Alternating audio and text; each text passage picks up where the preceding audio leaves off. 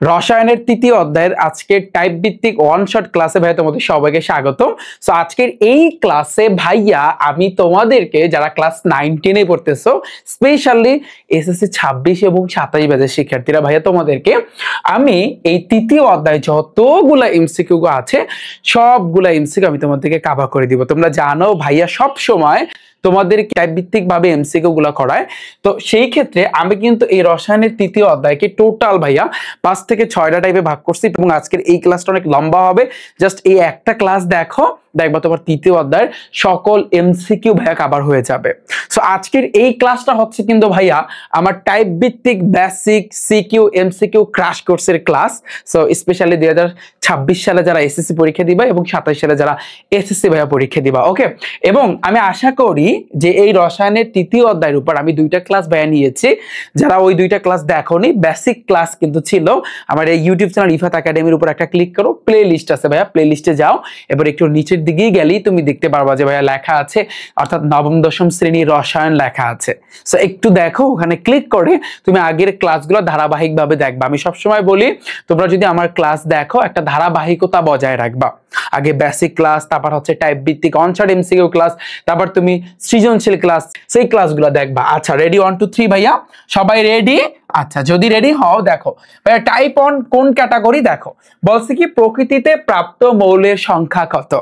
তোমরা জানো এই যে টোটাল মৌল আছে কিন্তু 118টা, তাই না পর্যায় সারণীতে, এবং এই 118টার ভিতরে আমরা কিন্তু এই জিনিসটা জানা, আমি তোমাদেরকে ভাইয়া পড়াইছি যে ভাইয়া পর্যায় সারণীতে আমরা জানি টোটাল মৌল আছে কিন্তু 118টা।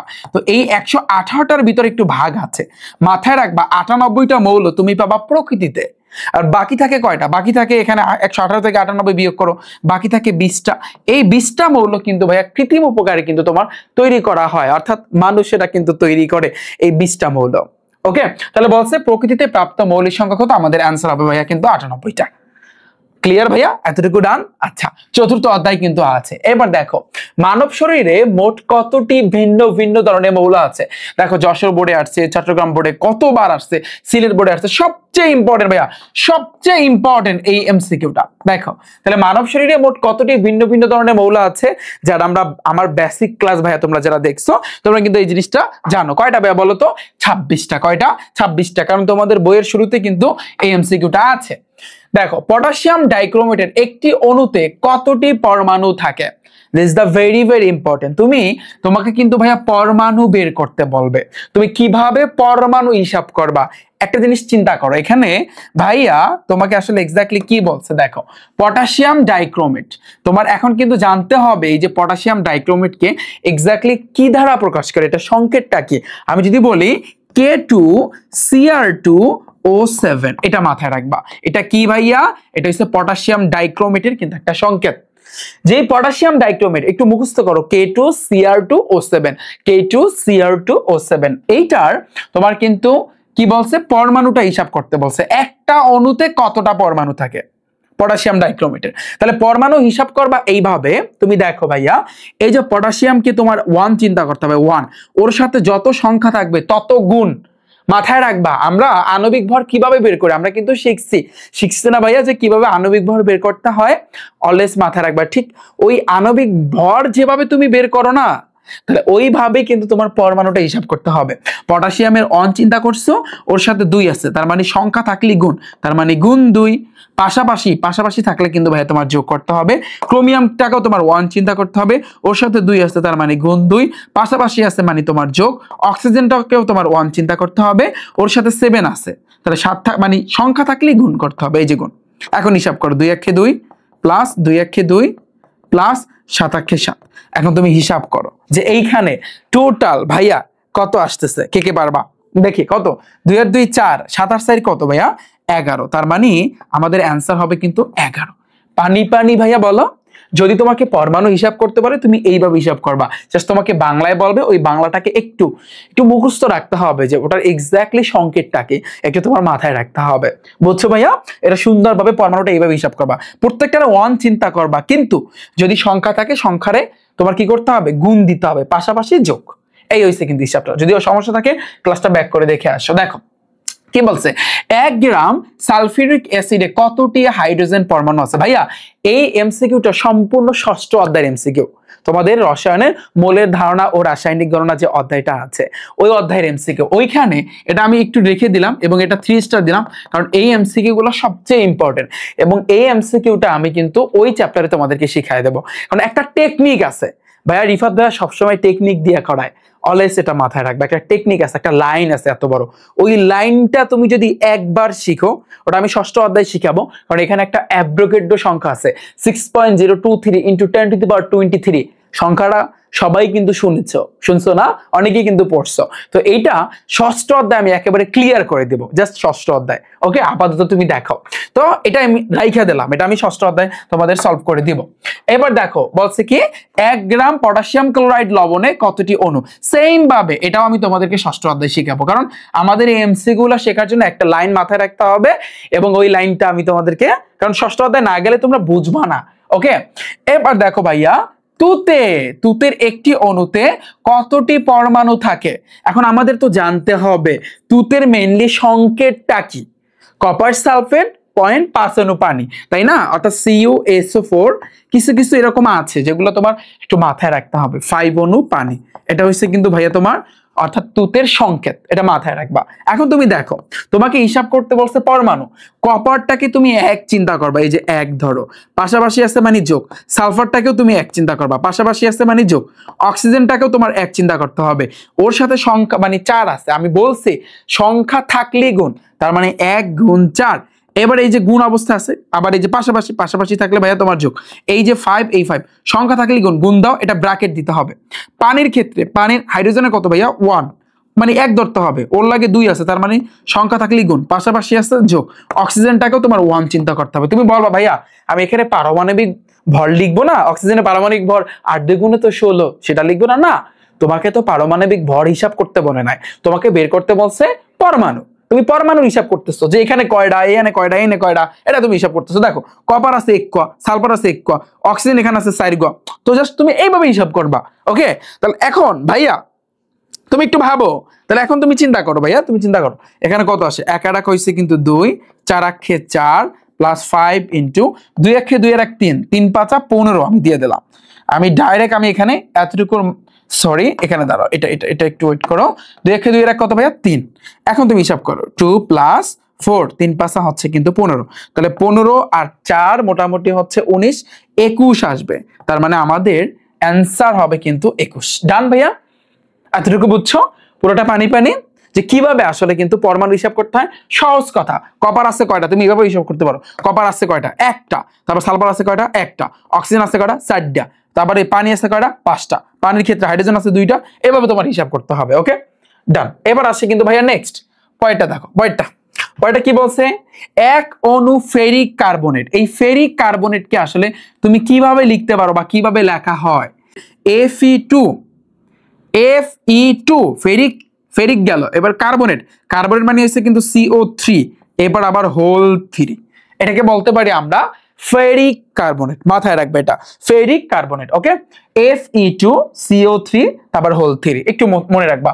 এখন এই পরমাণুর সংখ্যা কত, তাহলে তুমি হিসাব করো, এই যে এখানে আমি এটাকে আমি 1 ধরবো, ওর সাথে সংখ্যা আছে, তার মানে সংখ্যা থাকলে তোমার গুণ করতে হয় 1 গুণ 2, তারপর পাশাপাশি আছে কিন্তু যোগ, ব্র্যাকেট যেহেতু আছে ব্র্যাকেট দাও, কার্বন 1 ধরবো, পাশাপাশি আছে যোগ, অক্সিজেনটাকে 1 ধরবো, ওর লাগে সংখ্যা আছে তার মানে গুণ 3, তারপর ব্র্যাকেট আছে ব্র্যাকেট দাও, 3 সংখ্যা আছে, সংখ্যা থাকলে ভাইয়া তোমার গুণ, এটা আমরা জানি। তাহলে 2 1 2 যোগ, এখন দেখো 1 যোগ 3 1 3, আচ্ছা তারপর গুণ 3, এখন দেখো তাহলে 2 + 3 আর 1 4, 4 × 3, এখন তুমি দেখো 2 + 3 4 12, 12 আর 2 কত ভাইয়া 14, তাহলে আমাদের অ্যান্সার হবে 14।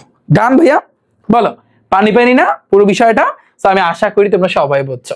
টাইপ 1 আমাদের ডান, ক্লিয়ার ভাইয়া, খেল খতম, একেবারে খেল খতম করে দিলাম। এবার আসছে কিন্তু ভাইয়া নেক্সট টাইপ 2 কোন ক্যাটাগরি, দেখো কোন মৌলের প্রতীক ল্যাটিন ভাষা থেকে গৃহীত। এখন আমরা শিখবো, আমি তোমাদেরকে একটু যদি দেখাই, যেটা আমি তোমাদের প্রথম ক্লাসে আমি অলরেডি শিখাইছি ভাইয়া, তোমাদের কি শিখাইছি একটু খেয়াল করো, এই চারটা তোমাদের একটু মুখস্থ রাখতে বলছিলাম, মনে আছে? বলছিলাম যে ভাইয়া মৌলের প্রতীক যেগুলো তোমার একটু মনে রাখতে হবে, যেগুলো তোমার হচ্ছে ল্যাটিন নাম আছে, তাই না? দেখো সোডিয়ামের ল্যাটিন নাম হচ্ছে নাট্রিয়াম, প্রতীক হইছে Na দ্বারা প্রকাশ করে। কপার হইছে কিউপ্রিয়াম, তারপর হইছে কিন্তু পটাশিয়াম কালিয়াম, সিলভার তোমার argentum, tin stannum, antimony stibium, এই যে গোল্ড ইউরিয়াম Au দ্বারা প্রকাশ করে, lead plumbum, tungsten wolfram, iron ferrum, mercury hydrargyrum Hg দ্বারা প্রকাশ করে। মনে আছে? এগুলো কিন্তু ভাইয়া তোমাদের আমি একটু মনে রাখতে বলছিলাম, তো আমি আশা করি আমি একটু টাচ দিলাম, এখন তোমাদের একটু স্মরণে আসছে, তাই না? আচ্ছা দেখো, এগুলো স্লাইড, এই স্লাইড গুলো সব স্লাইড ভাইয়া তোমরা পেয়ে যাবা, কোনো টেনশন করো না, এগুলো সবগুলো ভাইয়া পেয়ে যাবা। এবং তোমাদের জন্য একটা খুশি সংবাদ হচ্ছে ভাইয়া 2026 সালে যারা এসএসসি পরীক্ষা দিবা, হয়তো তোমরা পেতেও পারো নাও পেতেও পারো, 2027 সালে বা পরবর্তী ব্যাচের যে স্টুডেন্ট যারা আছো, 28 সালে যারা এসএসসি পরীক্ষা দিবা পরবর্তী, তোমাদের জন্য রিফাত ভাইয়া তোমাদের সায়েন্সের 4 বিষয়ে 4 সাবজেক্টের তোমাদের মাস্টার বুক আমি নিয়ে আসতেছি, টাইপ ভিত্তিক। তোমরা জানো গণিতের কিন্তু আমি অলরেডি কিন্তু টাইপ ভিত্তিক গণিতের যে বইটা আছে আমি কিন্তু লঞ্চ করছি, তোমরা কিন্তু জানো গত বছরে কিন্তু আমি লঞ্চ করছি।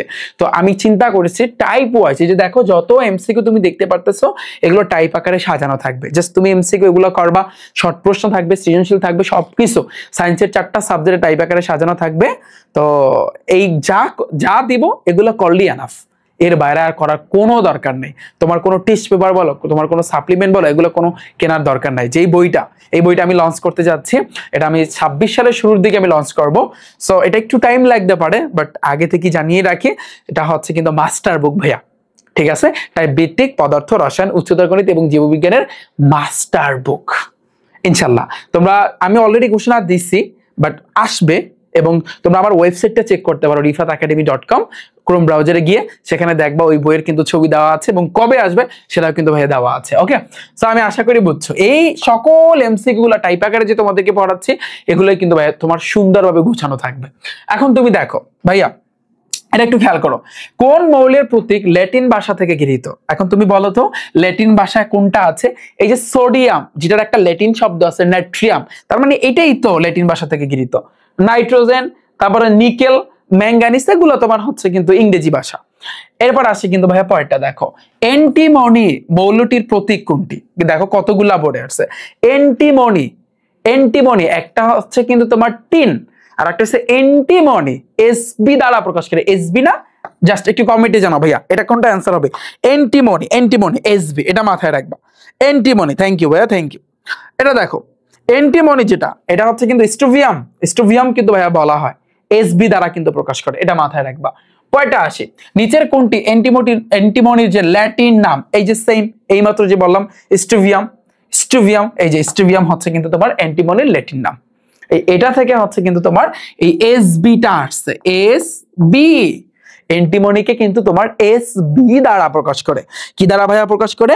এসবি দ্বারা প্রকাশ করে। ওকে, স্টোভিয়াম। তো এই গেল আমাদের স্টোভিয়াম। এবার আসে নিচের কোনটি টিনের প্রতীক? তুমি বলো ভাইয়া মনে রাখবো কিভাবে? স্টেডিয়াম থেকে স্টোভিয়াম মনে রাখবা। স্টেডিয়াম তো চেনো, তাই না? খেলার স্টেডিয়াম তো তোমরা সবাই চেনো, ওখান থেকে তোমরা মনে রাখবা স্টোভিয়াম। স্টোভিয়াম এসবি দ্বারা প্রকাশ করে। পরে আসে নিচের কোনটি টিনের প্রতীক? ভাইয়া কে কে বলতে পারবা? এসএন। একটা হচ্ছে কিন্তু এই এসপি মানে কিন্তু ভাইয়া অ্যান্টিমনি, অ্যান্টিমনি, আর এটা কিন্তু তোমার টিনের প্রতীক এসএন দ্বারা প্রকাশ করে। আমাদের অ্যান্সার হবে কিন্তু এসএন, এসএন।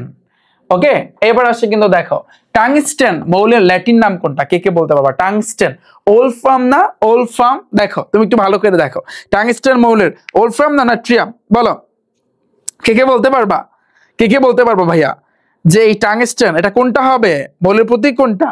আমাদের কোশ্চেন করছে কি টাংস্টেন মৌলের ল্যাটিন নাম কোনতে, তাহলে এটা তো হবে তোমার ওলফ্রাম হবে, ওলফ্রাম। কয়টাতে আসি ভাইয়া? দেখো কয়টা। ফসফোনিয়াম ফসফেটের সঠিক সংকেত কোনটি? একটু তোমার মাথায় রাখতে হবে। দেখো ফসফোনিয়াম ফসফেট দুইটা জিনিস এখানে কিন্তু, একটা হচ্ছে ফসফোনিয়াম আর একটা ফসফেট। ফসফোনিয়াম মানে কি? পিএইচ তোমার 4+, এটাকে বলতে পারি আমরা ফসফোনিয়াম। আর একটা হচ্ছে কিন্তু তোমার ফসফেট, আর একটা কিন্তু তোমার কি ভাইয়া? ফসফেট। তাহলে ফসফেটটা হচ্ছে কি? দেখো PO4 3-, এটা মাথায় রাখবা। একটা হচ্ছে তোমার ফসফোনিয়াম, যেটা আমরা কিন্তু বলতে পারি PH4+, এটা এখানে না, জাস্ট সরি PH4+, এভাবে লেখে। আর এটা হচ্ছে তোমার ফসফেটের সংকেত PO4 3-। ফসফোনিয়াম ফসফেট, ফসফোনিয়ামটাকে আমরা লিখতে পারি কি PH4+। এটা তোমাদের আরো শিখাবো, আমি পঞ্চম অধ্যায়ে আরো ক্লিয়ার করে দেব, ঠিক আছে? আপাতত তোমরা একটু মাথায় রাখো। তাহলে ফসফোনিয়ামটাকে প্রকাশ করে হচ্ছে কি ভাইয়া PH4+, আর এটা PO4 3-। এখন একসাথে কিভাবে লেখে দেখো, PH4 আছে না, এখন তুমি দেখো PO, একটু খেয়াল করো এই জায়গাতে তোমার একটু ভাইয়া খেয়াল করতে হবে যে ভাইয়া যে জায়গাতে তোমার একসাথে কিভাবে লেখে, একসাথে কিভাবে লেখে দাঁড়াও আমি একটু রিমুভ করে দিচ্ছি। তো PH এখানে আছে কিন্তু 4 লেখো, আবার PO4 আছে না, PO4 আছে। এখন একটা জিনিস মাথায় রাখবা, একসাথে যখন লেখে তখন একজন আরেকজনের কাছে যাবে, বিষয়টা হচ্ছে এরকম, এই যে এখানে প্লাসের পর কিছু নাই মানে 1 আছে, তাহলে এই 1টা PH4 এইটার যে 1টা এটা যাবে তোমার হচ্ছে এই লাস্টেরটার কাছে, আর এটা মাথা যে 3- অর্থাৎ সহজ কথা যে 3 আছে, এই 3টা আসবে কিন্তু ভাইয়া তোমার এইখানে আগে আসবে, অর্থাৎ এই 3 আসবে ওর কাছে, এই 1টা যাবে ওর কাছে লাস্টে যাবে। তো এটাই ভাইয়া কিন্তু তোমার সিস্টেম, ঠিক আছে? তাহলে PH4 তারপর PO4 হবে, তাহলে আমাদের অ্যান্সার হবে কিন্তু এইটা। আমি বিষয়টা বুঝতে পারছি? দেখো ফসফোনিয়ামকে PH4+ দ্বারা প্রকাশ করে, এটা মাথায় রাখবা। ফসফেটটাকে PO4 3- দ্বারা প্রকাশ করে। আমি যদি একসাথ করলে যেটা হবে, এই যে 3টা যাবে ওর কাছে আর 1টা যাবে ওর কাছে, তাহলে মোটামুটি আমাদের এইভাবে আসতেছে, এটা মাথায় রাখবা সব সময়। ওকে, আচ্ছা, এটা আমি বললাম, এটা তোমাদের পঞ্চম অধ্যায়ে আরো ডিটেইলসে শেখাবো। ওজন অণুর সংকেত কোনটি? আমরা জানি অক্সিজেনকে কিন্তু O2 দ্বারা প্রকাশ করে, তাই না? ওজন যেটা, এটা অলওয়েজ মুখস্থ রাখবা, O3 দ্বারা প্রকাশ করে। O3 মানে হচ্ছে কিন্তু ভাইয়া তোমার ওজন। আচ্ছা, এবার দেখো পরেরটা, এই গেল আমাদের টাইপ 2, আমাদের খেল খতম। এরপর আসছে কিন্তু ভাইয়া টাইপ 3 কোন এমসিকিউ? Electron, proton, neutron. আমি যে বেসিকে তোমাদেরকে শিখাইছি একটু আইডিয়া দেব ভাইয়া তোমাদেরকে, যে দেখো আমি একটু মনে করাই দিতে চাই, একটু স্মরণ করাই দেব। দেখো ভাইয়া খেয়াল করো, এই যে পরমাণুর ভিতরে যে কণা ছিল, আমরা জানি এত বড় একটা পরমাণু যার ভিতরে একটা নিউক্লিয়াস ছিল, নিউক্লিয়াসের ভিতরে প্রোটন আছে, তোমার নিউট্রন আছে, তাই না? যে প্রোটনের আমি কিন্তু বলছিলাম প্রোটন এবং নিউট্রনের যে দুইটা ভর, যেহেতু ওরা দুইজন কাছাকাছি থাকে, তার মানে ওদের ভিতরে একটা ভালো একটা সম্পর্ক আছে, তাই না? এই কারণে প্রোটনের যে ভরটা 1.673 into 10⁻⁻24, আর যে তোমার নিউটন যেটা, এটা 1.675, রাইট? দুইটা কিন্তু প্রায় কাছাকাছি, এটা মাথায় রাখবা। আর আরেকটা বিষয় হচ্ছে কি ভাই, দেখো ইলেকট্রন, বাহির যে ইলেকট্রন থাকে, ইলেকট্রনের কিন্তু বড় হচ্ছে 9.1, কারণ ও সবচেয়ে চেতা বেলার হয়েছে কিন্তু এই মানগুলো মনে রাখতে। আমি বলছিলাম না, আমি আশা করি যারা আমার এই প্রথম ক্লাস এবং দ্বিতীয় ক্লাস এই চ্যাপ্টার কিন্তু দেখছো, এগুলো তোমাদের কাছে একেবারে পানির মতো সহজ লাগতেছে, তাই না? এবার দেখো ভাইয়া চার্জের ক্ষেত্রে ইলেকট্রনের চার্জ হচ্ছে কি -1.60 ইন্টু, এটা হচ্ছে প্রকৃত চার্জ, -1.60 ইন্টু 10⁻⁻19 কুলম, এটা মাথায় রাখবা। আর আরেকটা জিনিস হচ্ছে কিন্তু প্রোটনের যে চার্জটা +1.60 ইন্টু 10⁻⁻19।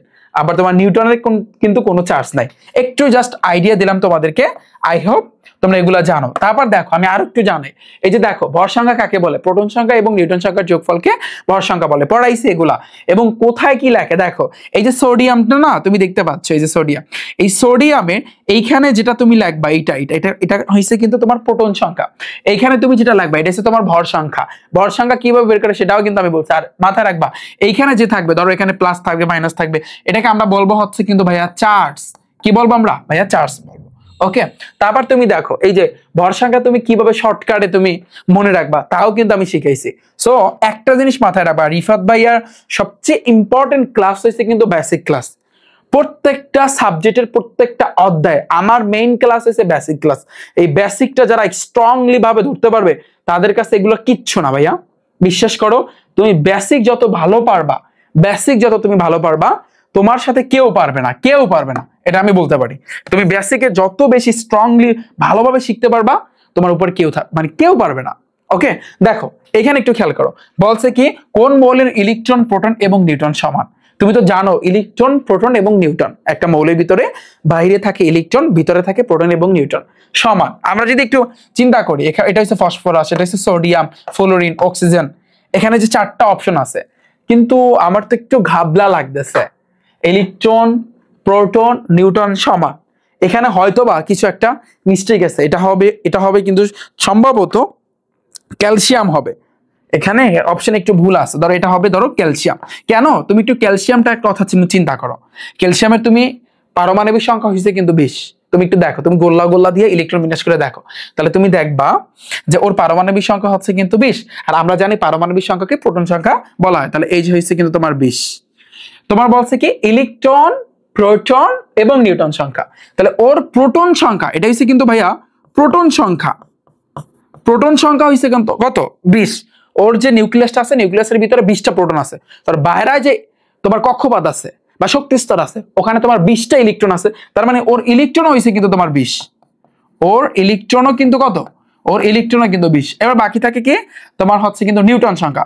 আমরা জানি ক্যালসিয়ামের প্রোটন সংখ্যা 20, কিন্তু ওর পারমাণবিক ভর কত, 20 দ্বিগুণে 40 না 40, এটা কিন্তু ভর সংখ্যা।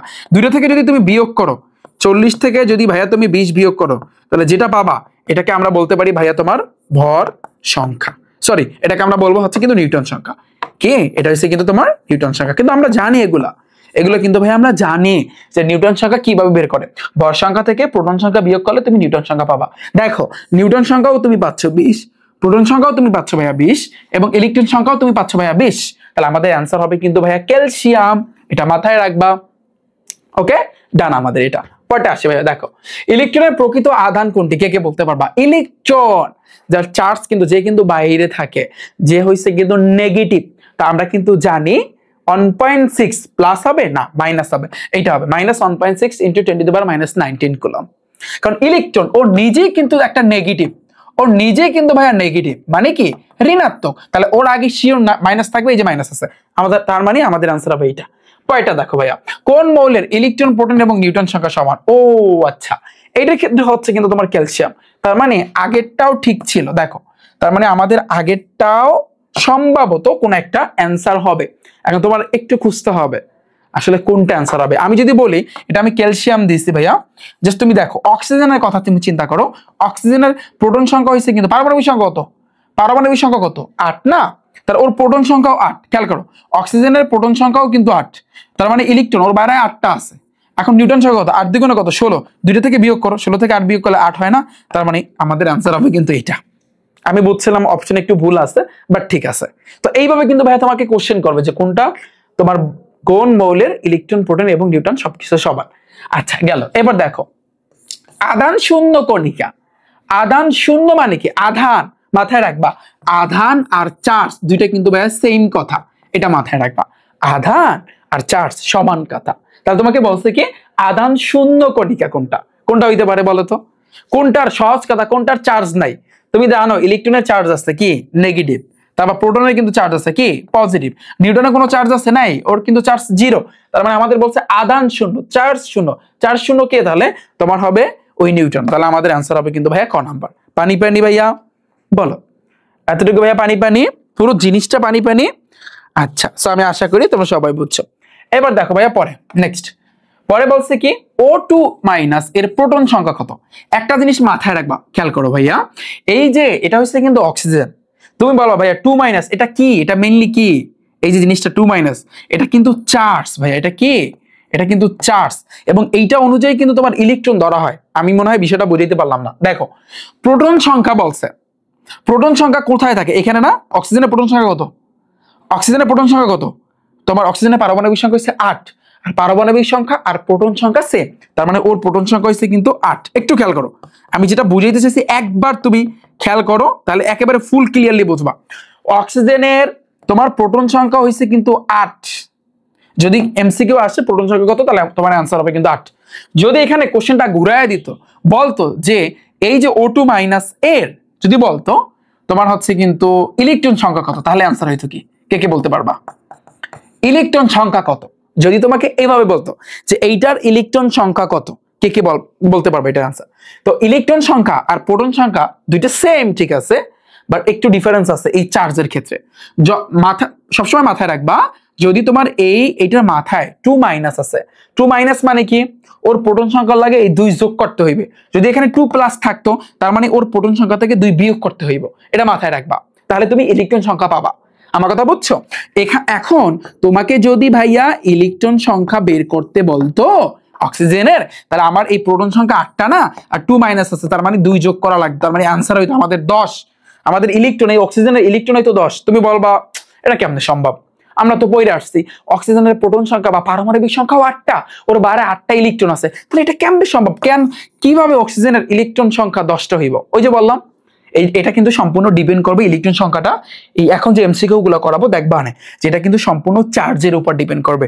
যদি তোমার 2 মাইনাস থাকে, অর্থাৎ সহজ কথা যদি মাইনাস থাকে তাহলে তোমার প্রোটন সংখ্যা লাগে যোগ করা লাগবে, যদি তোমার প্লাস থাকে তার মানে প্রোটন সংখ্যা থেকে তোমার বিয়োগ করতে হবে। এটা মাথায় রাখবা, এমসিকিউ সবচেয়ে ইম্পর্টেন্ট। দেখো একটা মৌল ডি আছে যার প্রোটন সংখ্যা 17, ফাইন। দেখো ডি যেটা হচ্ছে কিন্তু 17 প্রোটন সংখ্যা, এটা হচ্ছে কার জানি? ক্লোরিন। ক্লোরিনে কিন্তু ভাই 17, এটা শিওর থাকো। ক্লোরিন হয়েছে কিন্তু ভাই তোমার 17।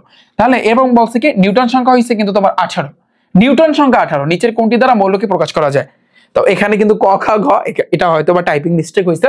তুমি দেখো নিউটন সংখ্যা 18, নিউটন সংখ্যা কোথায় থাকে? আমরা জানি এখান থেকে ভর সংখ্যা আর এখান থেকে নিউটন সংখ্যা, ওরা নিউটন সংখ্যা বলছে 18।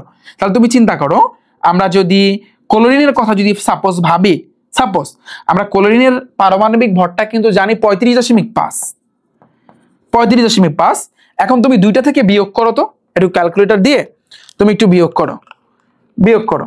ধরো এখানে 35.5, ধরো এটা 35, তুমি ধরো 35, ধরো 35 থেকে তুমি 17 বিয়োগ করবা ভাইয়া। 35 থেকে 17 বিয়োগ করলে দেখো 18 থাকতেছে। ওরা কিন্তু বলে দিচ্ছে নিউটন সংখ্যা 18, এই যে নিউটন সংখ্যা 18 পাইলাম, প্রোটন সংখ্যা 17, এই প্রোটন সংখ্যা আমরা 17 পাইলাম। ঠিক আছে, তার মানে আমাদের ক্লোরিনে হবে, কিন্তু তোমাদের ওখানে এভাবে দেওয়া আছে, যেহেতু এটা ডি, ধরো সাপোজ এই যে ডি, এই ডি এর এখানে আছে কিন্তু 17, এখানে আছে কিন্তু তোমার 35, তোমার অ্যান্সার কিন্তু এটাই হবে। একটু দেখো এটা কোন বোর্ডে আসছে, সিলেট বোর্ডে আসছে এটা। ওকে, পরে দেখো ভাইয়া, কোন মৌলের পরমাণুতে নিউট্রন নেই? কোন মৌলের পরমাণুতে নিউট্রন নাই? সহজ কথা। তাহলে তুমি একটু ভাবো তো, কোনটার পরমাণুর ভিতরে নিউট্রন নাই? প্রোটন, আর একটা হচ্ছে কিন্তু তোমার নিউট্রন, তাই না? আমরা যদি একটু ভাবি, আমরা এই হাইড্রোজেনের কথা চিন্তা করি, দেখো হাইড্রোজেনের প্রোটন সংখ্যা 1, ওর পারমাণবিক ভর কত? পারমাণবিক ভর হচ্ছে কিন্তু তোমার একই, এটা বলছিলাম আমরা, এটা হচ্ছে ডিফারেন্স। এখন তুমি নিউটন সংখ্যা তোমাকে বের করতে বলছে, তাহলে বলো তো হাইড্রোজেনের নিউটন কত হইবে? আমরা নিউটন সংখ্যা কিভাবে বের করি? পারমাণবিক ভর থেকে প্রোটন সংখ্যা বিয়োগ করি, 1 বিয়োগ 1, তার মানে আমাদের রেজাল্ট নামছে কত ভাইয়া? 0। ওয়াও, পেয়ে গেলাম। আমাদের বলছে নিউটন নাই, নিউটন নাই মানে কি ভাইয়া? 0। এটা তোমার একটু দেখাইতে হবে, তার মানে আমাদের আনসার হবে কিন্তু হাইড্রোজেন। ডান ভাইয়া, বুঝছো পানি পানি পুরো জিনিসটা? আচ্ছা, এবার দেখো পরেরটা, যে নিউটনের প্রকৃত ভর কত? আমরা জানি প্রোটন এবং নিউটন একসাথে থাকে, তাহলে প্রোটনের যে ভর, এই প্রোটনের ভর হচ্ছে একটু সামথিং বেশি নিউটনের, 1.673, আর একটা হচ্ছে 1.675, তাহলে আমাদের অ্যান্সার হবে 1.67, এই যে 5, এইটা ইনটু 10⁻24 গ্রাম। গ্রাম থেকে তুমি কেজিতে কিভাবে নিবা? যদি কেজির কোনো অপশন থাকে এটা আমি শিখাবো অনেক। একটা ইলেকট্রনের প্রকৃত ভর কত? দেখো কুমিল্লা বোর্ডে আসছে, সিলেট বোর্ডে আসছে, Comilla board, Sylhet board, Mymensingh board, কতগুলা বোর্ডে আসছে।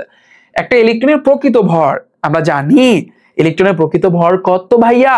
9.1 × 10⁻28 গ্রাম। তাহলে তুমি চিন্তা করো, এখানে হয়তো বা দুইটা সেম দিছে, ওই একটা হবে 9.1 × 10⁻28 গ্রাম, একটু মিস্টেক হয়েছে এখানে।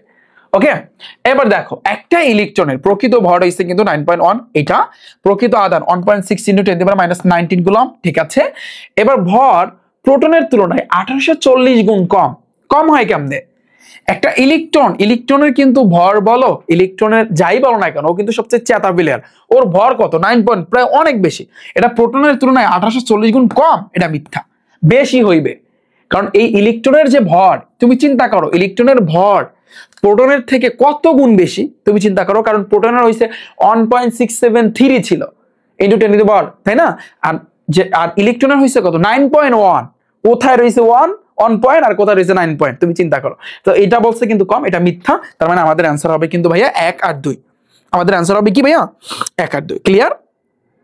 পুরোটা পানি পানি ভাইয়া, বলো এতটুকু পানি পানি। Thank you. আচ্ছা দেখো অনেকগুলো আমাদের এমসিকিউ সলভ করতে হবে, অনেকগুলো 100-এর উপরে আছে।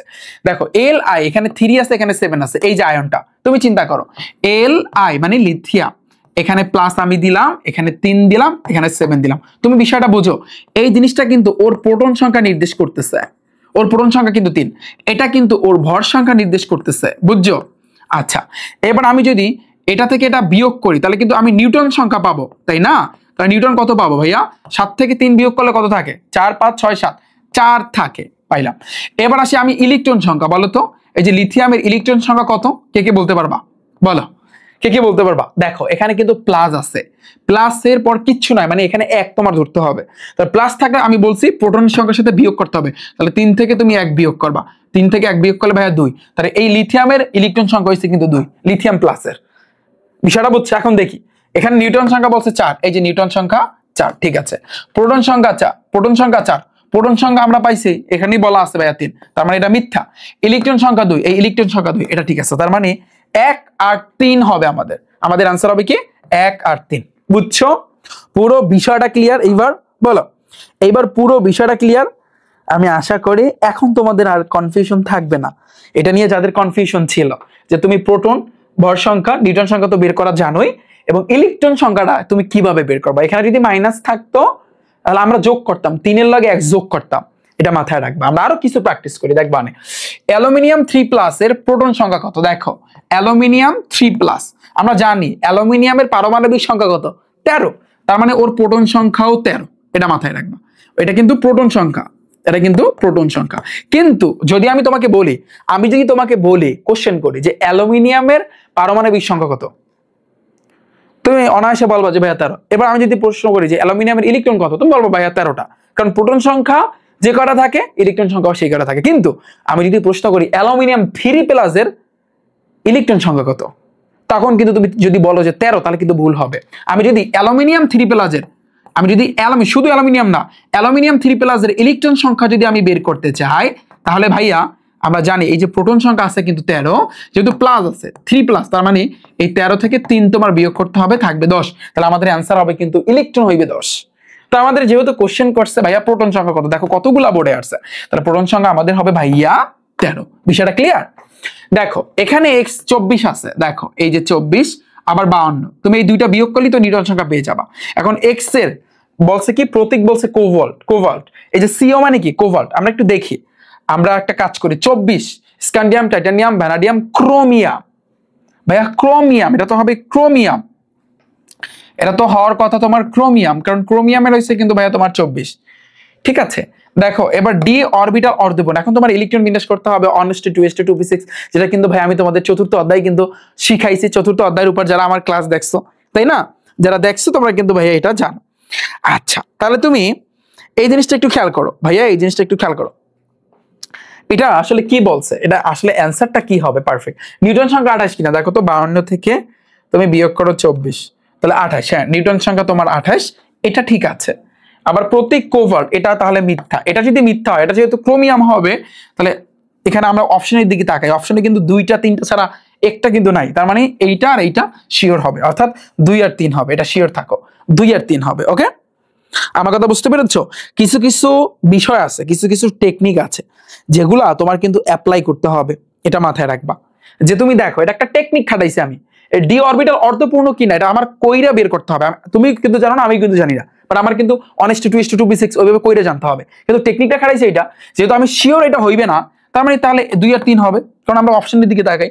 এটাই হচ্ছে কিন্তু ভাইয়া টেকনিক, মাঝে মধ্যে টেকনিক খাটাবো ভাইয়া। ওকে, ডিউটেরিয়ামের তোমার হচ্ছে ভর সংখ্যা কত, তাহলে তুমি চিন্তা করো, হাইড্রোজেন, তারপর ট্রিটিয়াম, তারপর ডিউটেরিয়াম, তোমরা কিন্তু জানো তাই না, হাইড্রোজেন, ডিউটেরিয়াম, তারপর ট্রিটিয়াম, এগুলো হচ্ছে কিন্তু হাইড্রোজেনের আইসোটপ। আমি পড়াইছি তোমাদের বেসিক ক্লাসে, হাইড্রোজেনের টোটাল 7টা আইসোটপ আছে।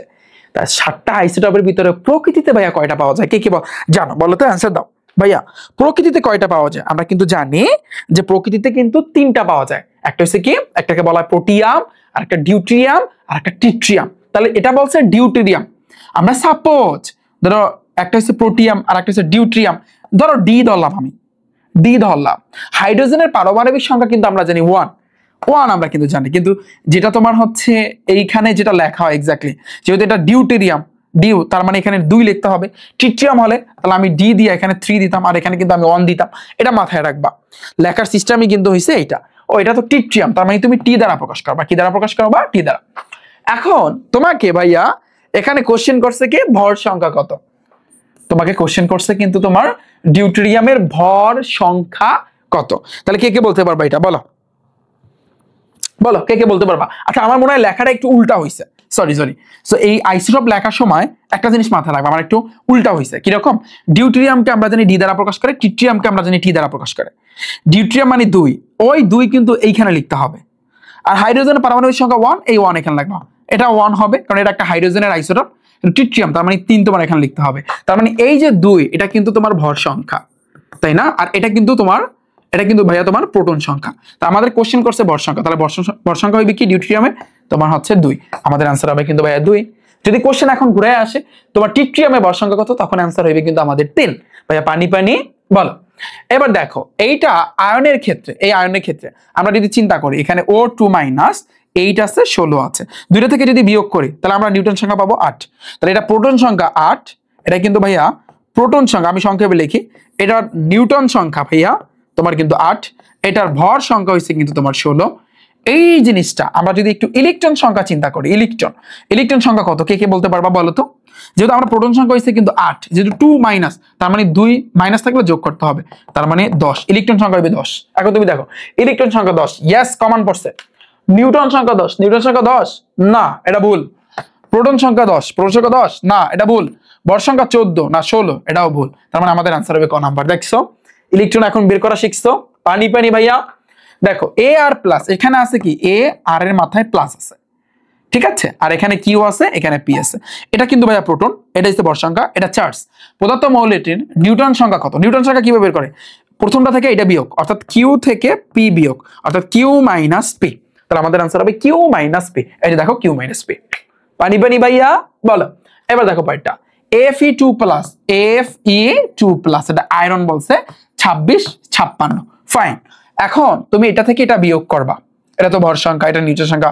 আমি যদি ইলেকট্রন সংখ্যাটা একটু হিসাব করি যে এই আয়রনের ইলেকট্রন সংখ্যা, আয়রন 2 প্লাসের ইলেকট্রন সংখ্যা কত হবে?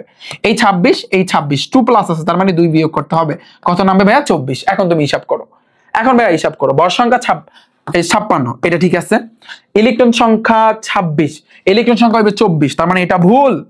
নিউটন সংখ্যা 30, নিউটন সংখ্যা কি 30 আছে?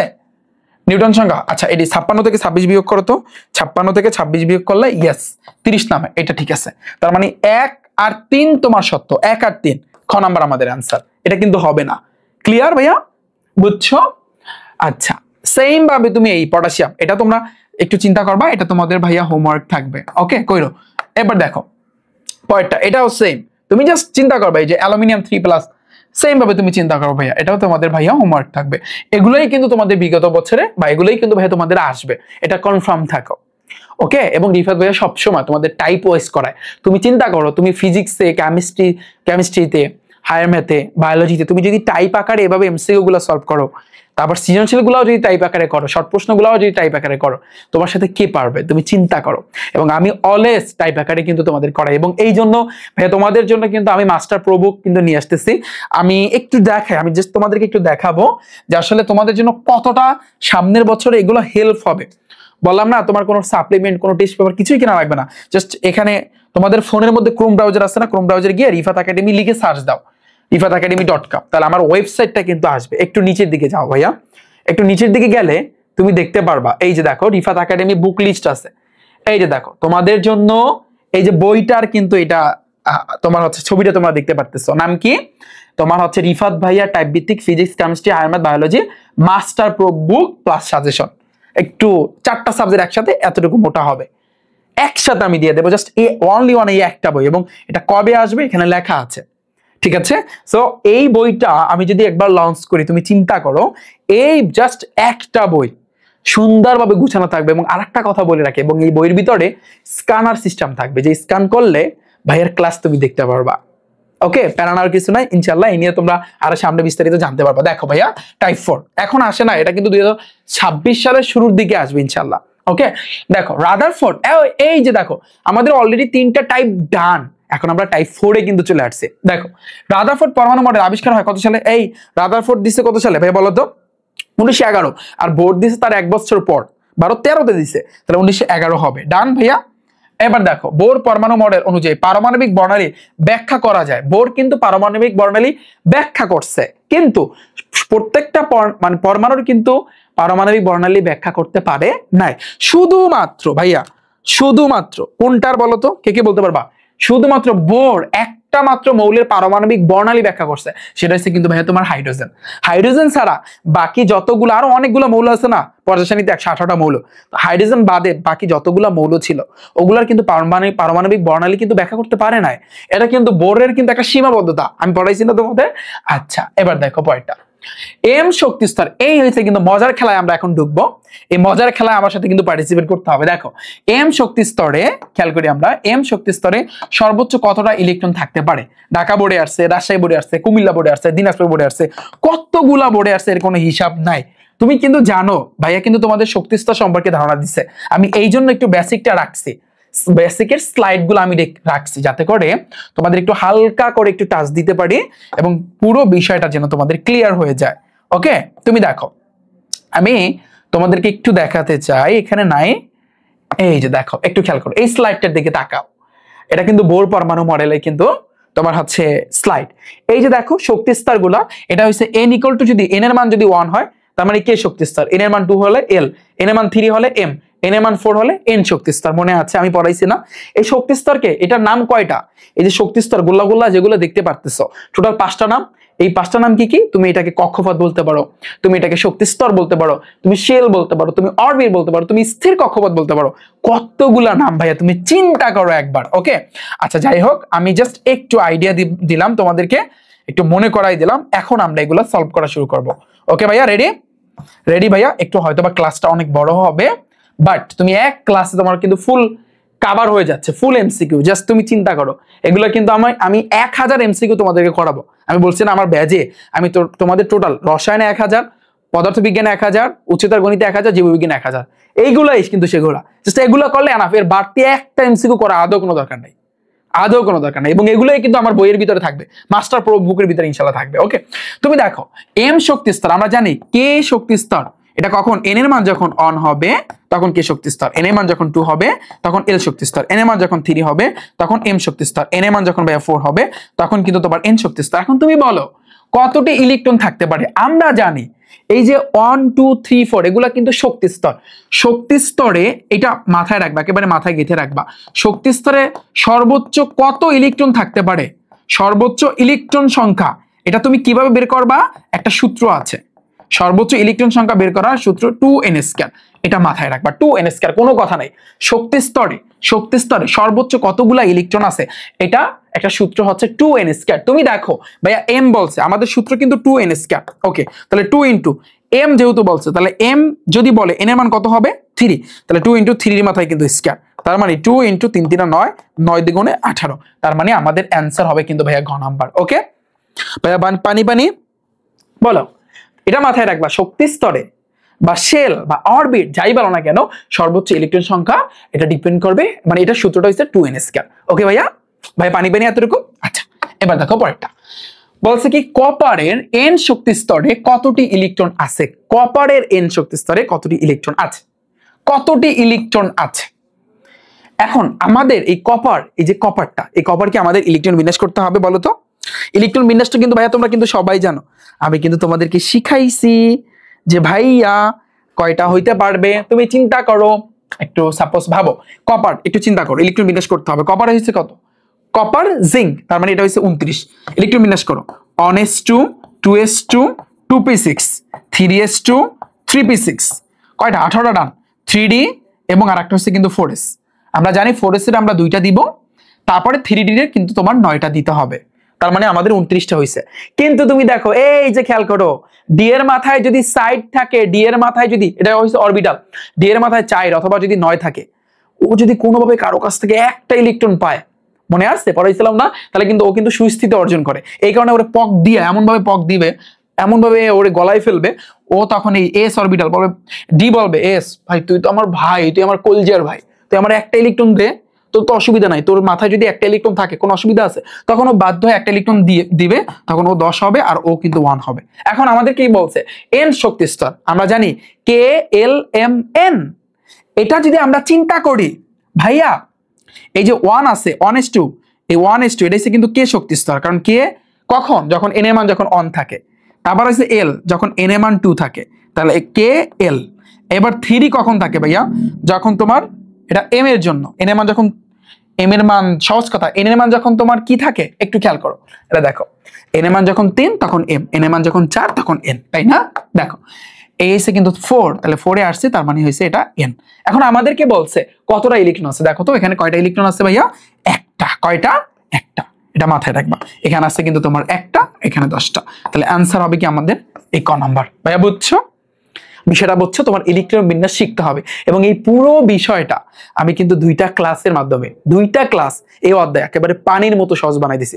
যাদের এই ইলেকট্রন বিন্যাসে সমস্যা, যারা বুঝতেছো না যে ভাইয়া কে এল এম এন, আমার এখনো কনফিউশন আছে, আমি অনুরোধ রাখবো এই রিফাত একাডেমি ইউটিউব চ্যানেলের উপর একটা ক্লিক করো, ভাইয়া প্লে লিস্ট আছে, প্লে লিস্টে যাও, একটু নিচের দিকে গেলে দেখতে পারবা ক্লাস 9, 10 রসায়ন কিন্তু লেখা আছে, ওখানে একটু ক্লিক করবা, সামনে হয়তো বা এসএস 26, 27 এভাবে লেখা আছে, ওখানে ক্লিক করলে তুমি ক্লাস 2টা দেখতে পারবা। ওকে, তাহলে আমি আশা করি এটা বুঝছো। পয়েন্টটাতে আসি, দেখো mvr equal to ns by twice pi, সমীকরণে m এর মান কত? দেখো এটা কিন্তু একটা সূত্র, বোরই কিন্তু দিছিল, তাই না?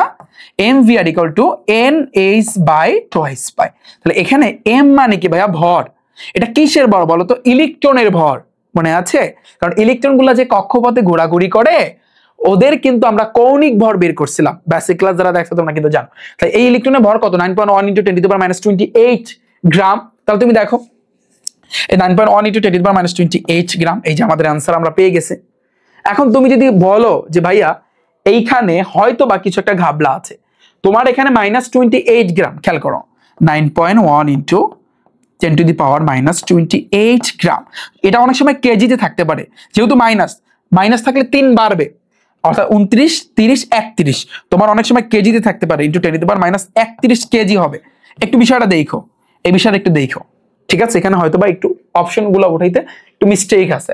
ওকে, পরেরটা দেখো, পরমাণুতে যে তোমার হচ্ছে ইলেকট্রনগুলা কিভাবে বৃত্তাকার কক্ষপথে ঘুরে, উপবৃত্তাকার কক্ষপথে ঘুরে, কেন্দ্রমুখী বল অনুসরণ করে। তাহলে আমাদের অ্যান্সার কিন্তু তিনটাই হবে। কেন জানো? কারণ পরমাণুতে যে ইলেকট্রনগুলা ঘোরাঘুরি করে, ওরা কিন্তু বৃত্তাকার, উপবৃত্তাকার, ওই যে তুমি উপশক্তি স্তর পড়ছো না, অরবিটাল পড়ছো না, তার মানে কি ওটা যেহেতু উপশক্তি স্তর পড়ছো, তার মানে উপবৃত্তাকার কক্ষপথেও ঘুরতে পারে। কেন্দ্রমুখী বল অনুসরণ করে, কেন্দ্রমুখী বল মানে কি? ওই যে কেন্দ্রে একটা নিউক্লিয়াস আছে না, নিউক্লিয়াসের ভিতরে যে প্রোটন আছে যে ধনাত্মক, ও কিন্তু বাইরের ইলেকট্রনগুলোকে আকর্ষণ করে, যার কারণে কিন্তু ওরা মানে কেন্দ্রমুখী একটা বল অনুসরণ, মানে একটা বল অনুভব করে, যার কারণে ইলেকট্রনগুলো কিন্তু বিভিন্ন জায়গায় যাইতে পারে না। মনে আছে এই বিষয়টা? বলো। সো আমি আশা করি তোমরা সবাই এই জিনিসটা কিন্তু বুঝতে পেরেছো। তাহলে আমাদের অ্যান্সার হবে কোনটা ভাইয়া? আমাদের অ্যান্সার হবে কিন্তু তিনটা। এবার আসছে কিন্তু ভাইয়া পরেরটা। পরে বলছে কি, এল শক্তি স্তরে ইলেকট্রন শক্তির বিকিরণ ঘটিয়ে কোন শক্তি স্তরে গমন করে? দেখো একটা হইছে কিন্তু ইলেকট্রনের শোষণ, আর একটা হইছে কিন্তু বিকিরণ। এটা তোমরা জানো যে ভাইয়া যে শোষণ কিভাবে ঘটে? নিচ থেকে উপরে গেলে না উপর থেকে নিচে আসলে, একটু তোমরা চিন্তা করবা। সো আমি আশা করি এটা তোমরা পারবা না? ওকে, কে পারবা বলো, কে পারবা ভাইয়া? কে পারবা? আচ্ছা ঠিক আছে, ওকে, এটা পারবা। ওকে, এবার আসছে কিন্তু ভাইয়া নেক্সট পয়েন্টটা দেখো কি বলছে। এই যে F19 দেওয়া আছে, এই আয়নটিতে ইলেকট্রন সংখ্যা কত? চট্টগ্রাম বোর্ডে আসছে। এখানে হয়তোবা উঠাইতে একটু মিস্টেক আছে, হয়তোবা ভাইয়া এখানে মাইনাস হবে, মাইনাস এফ এর মাথায় একটা মাইনাস হবে। বিষয়টা তুমি বুঝো, এফ এর মাথায় একটা মাইনাস হবে, আর এই 19টা এই জায়গাতে হবে, এখানে কিছু হবে না। এই যে দেখো এফ মাইনাস এইখানে 19 হবে। এখন তুমি ভাবো যে এখন এই আয়নটিতে ইলেকট্রন সংখ্যা কত? তুমি নর্মালি ভাবো এইখানে যদি কোনো কিছু থাকে, এটাকে আমরা বলি ভর সংখ্যা, তাই না? তাহলে বলো তো ভর সংখ্যা 19 কোনটার হইতে পারে? 8 দুগুণে 16, 9 দুগুণে 18। আমরা কিন্তু জানি ফ্লোরিনের কথা যদি তুমি চিন্তা করো, যেহেতু এফ এটা ফ্লোরিন, তো এটা ফ্লোরিন, ওয়াও ফ্লোরিন তো দেওয়াই আছে, তাহলে ঠিক, তাহলে কোনো সমস্যা আছে? এখন ইলেকট্রন সংখ্যা তুমি জানো ফ্লোরিনের কিন্তু ভাইয়া 9 জানো না, কিন্তু এখানে মাইনাস আছে। মাইনাস থাকলে মাইনাস কিছু না, মানে কি এখানে 1 আছে, তার মানে আমি যদি ইলেকট্রন যদি বের করতে চাই এই ফ্লোরিনের, তাহলে এই 9 এর লগে তোমার 1 যোগ করতে হবে। 9 এর 1 কত ভাইয়া? 10। তাহলে আমার অ্যান্সার হবে কিন্তু ভাইয়া 10। পানি ভাইয়া। দেখো আয়রন এর এম শেলে কতটি ইলেকট্রন থাকে?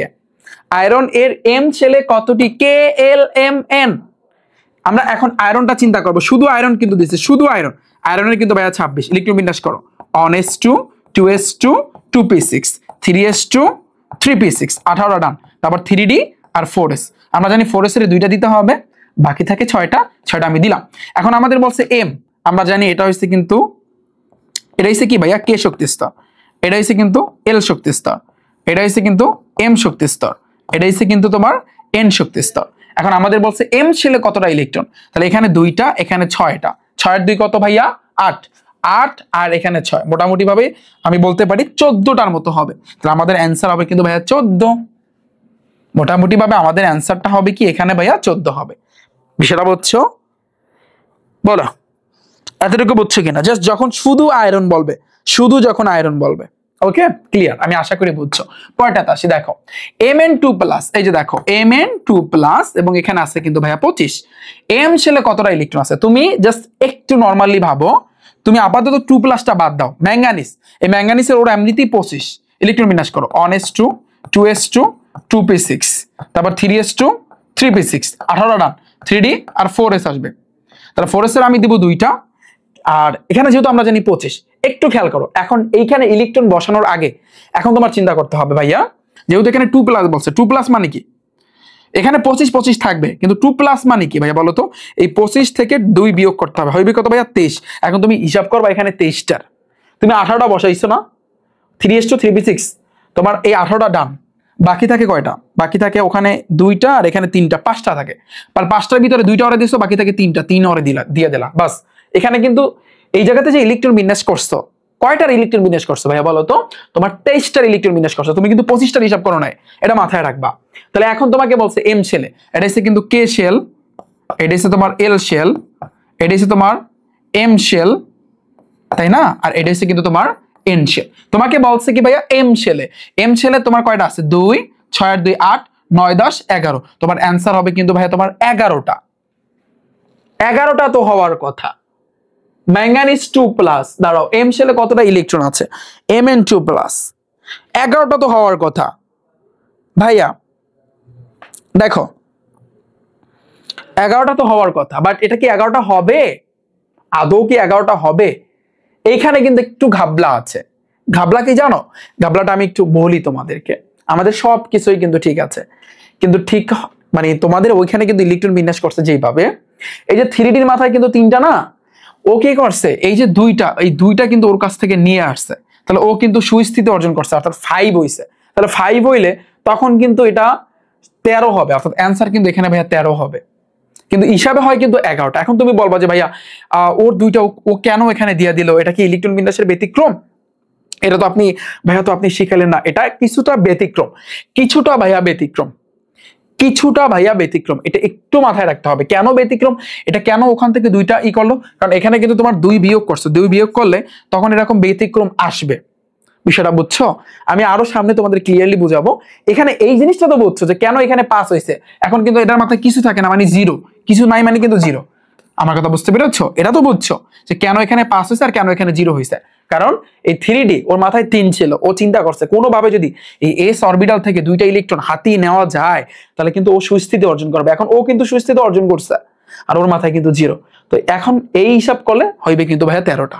এটা একটু ব্যতিক্রম, এটা একটু মাথায় রাখবা। ম্যাঙ্গানিজ 2+ এটা মাথায় রাখবা ভাইয়া, 3 স্টার দাও এবং এটা সবাই মাথায় রাখবা, একটু মাথায় রাখবা ভাইয়া। এটা একটু কিন্তু ব্যতিক্রম, এটা কিন্তু একটু ব্যতিক্রম, একটু না পুরাই ব্যতিক্রম, এটা একটু মাথায় রাখবা। ওকে পরেরটাতে আসি, দেখো কোন অরবিটালে ইলেকট্রন আগে প্রবেশ করবে। আমরা কিন্তু জানি কোন অরবিটালে ইলেকট্রন আগে প্রবেশ করবে, এটা কিন্তু তোমার কিসের উপর নির্ভর করে? n+l এর মানের উপর, n+l এর মানের উপর, তাই না? যার n+ এই যে তোমার l এর মান যার কম সেখানে কিন্তু আগে ইলেকট্রন প্রবেশ করবে। তুমি চিন্তা করো, তুমি যদি 4d এর কথা চিন্তা করো, 4d, তাহলে এই n এর মান হবে কিন্তু 4। আর spdf আমরা জানি spdf, s কখন 0, আবার p কখন 1, d কখন 2, f কখন 3। এখন তুমি হিসাব করো l এর মানটা কি হবে? s ও সরি, আচ্ছা ঠিক আছে, এই যে d এর জন্য কিন্তু তোমার 2 হবে, তাহলে কত আসতেছে? 6। তুমি চিন্তা করবা এইভাবে কিন্তু তোমার হিসাব করতে হবে। 4f, এই যে n এর মান হইবে কিন্তু 4, f হইবে কত ভাইয়া? 3, এই যে 3, 5 6 7। এবার আসে কিন্তু ভাইয়া 5s, তাহলে 5s এর জন্য 5+ s এর মান কিন্তু 0, তাহলে যোগ করলে কিন্তু 5 হয়। এবার আসে কিন্তু ভাইয়া 5p, তাহলে 5p এর জন্য n এর মান হইবে কিন্তু ভাইয়া 5। জাস্ট তুমি হিসাব করো, ওকে একটু হিসাব করো তাহলে বুঝবো। 5+ p এর মান হইবে কত ভাইয়া? 1, তার মানে 6। তুমি দেখো এর ভিতরে সবচেয়ে ছোট কে, কম কে, এই মানের ভিতরে 5 মানে কি 5s, তার মানে আমাদের অ্যান্সার হবে কিন্তু 5s। কারণ আমরা জানি যে কোন অরবিটালে ইলেকট্রন আগে প্রবেশ করবে এটা ডিপেন্ড করবে সম্পূর্ণ n+l এর মানের উপর। এটা অলওয়েজ ভাইয়া মাথায় রাখবা, অলওয়েজ, সব সময় কিন্তু ভাইয়া মাথায় রাখবা, ঠিক আছে? তাহলে এই যে দেখো যার n+l এর মান কম, যার কম সেখানে আগে ইলেকট্রন প্রবেশ করবে, তার মানে আমাদের অ্যান্সার হবে কিন্তু ভাইয়া 5s। তুমি দেখো, ডান। পরেরটা আসে, এইটার ইলেকট্রন বিন্যাসের নিয়ম মেনে চলে কোন মৌলটা? এই জিনিসটা ইলেকট্রন বিন্যাস মেনে চলে।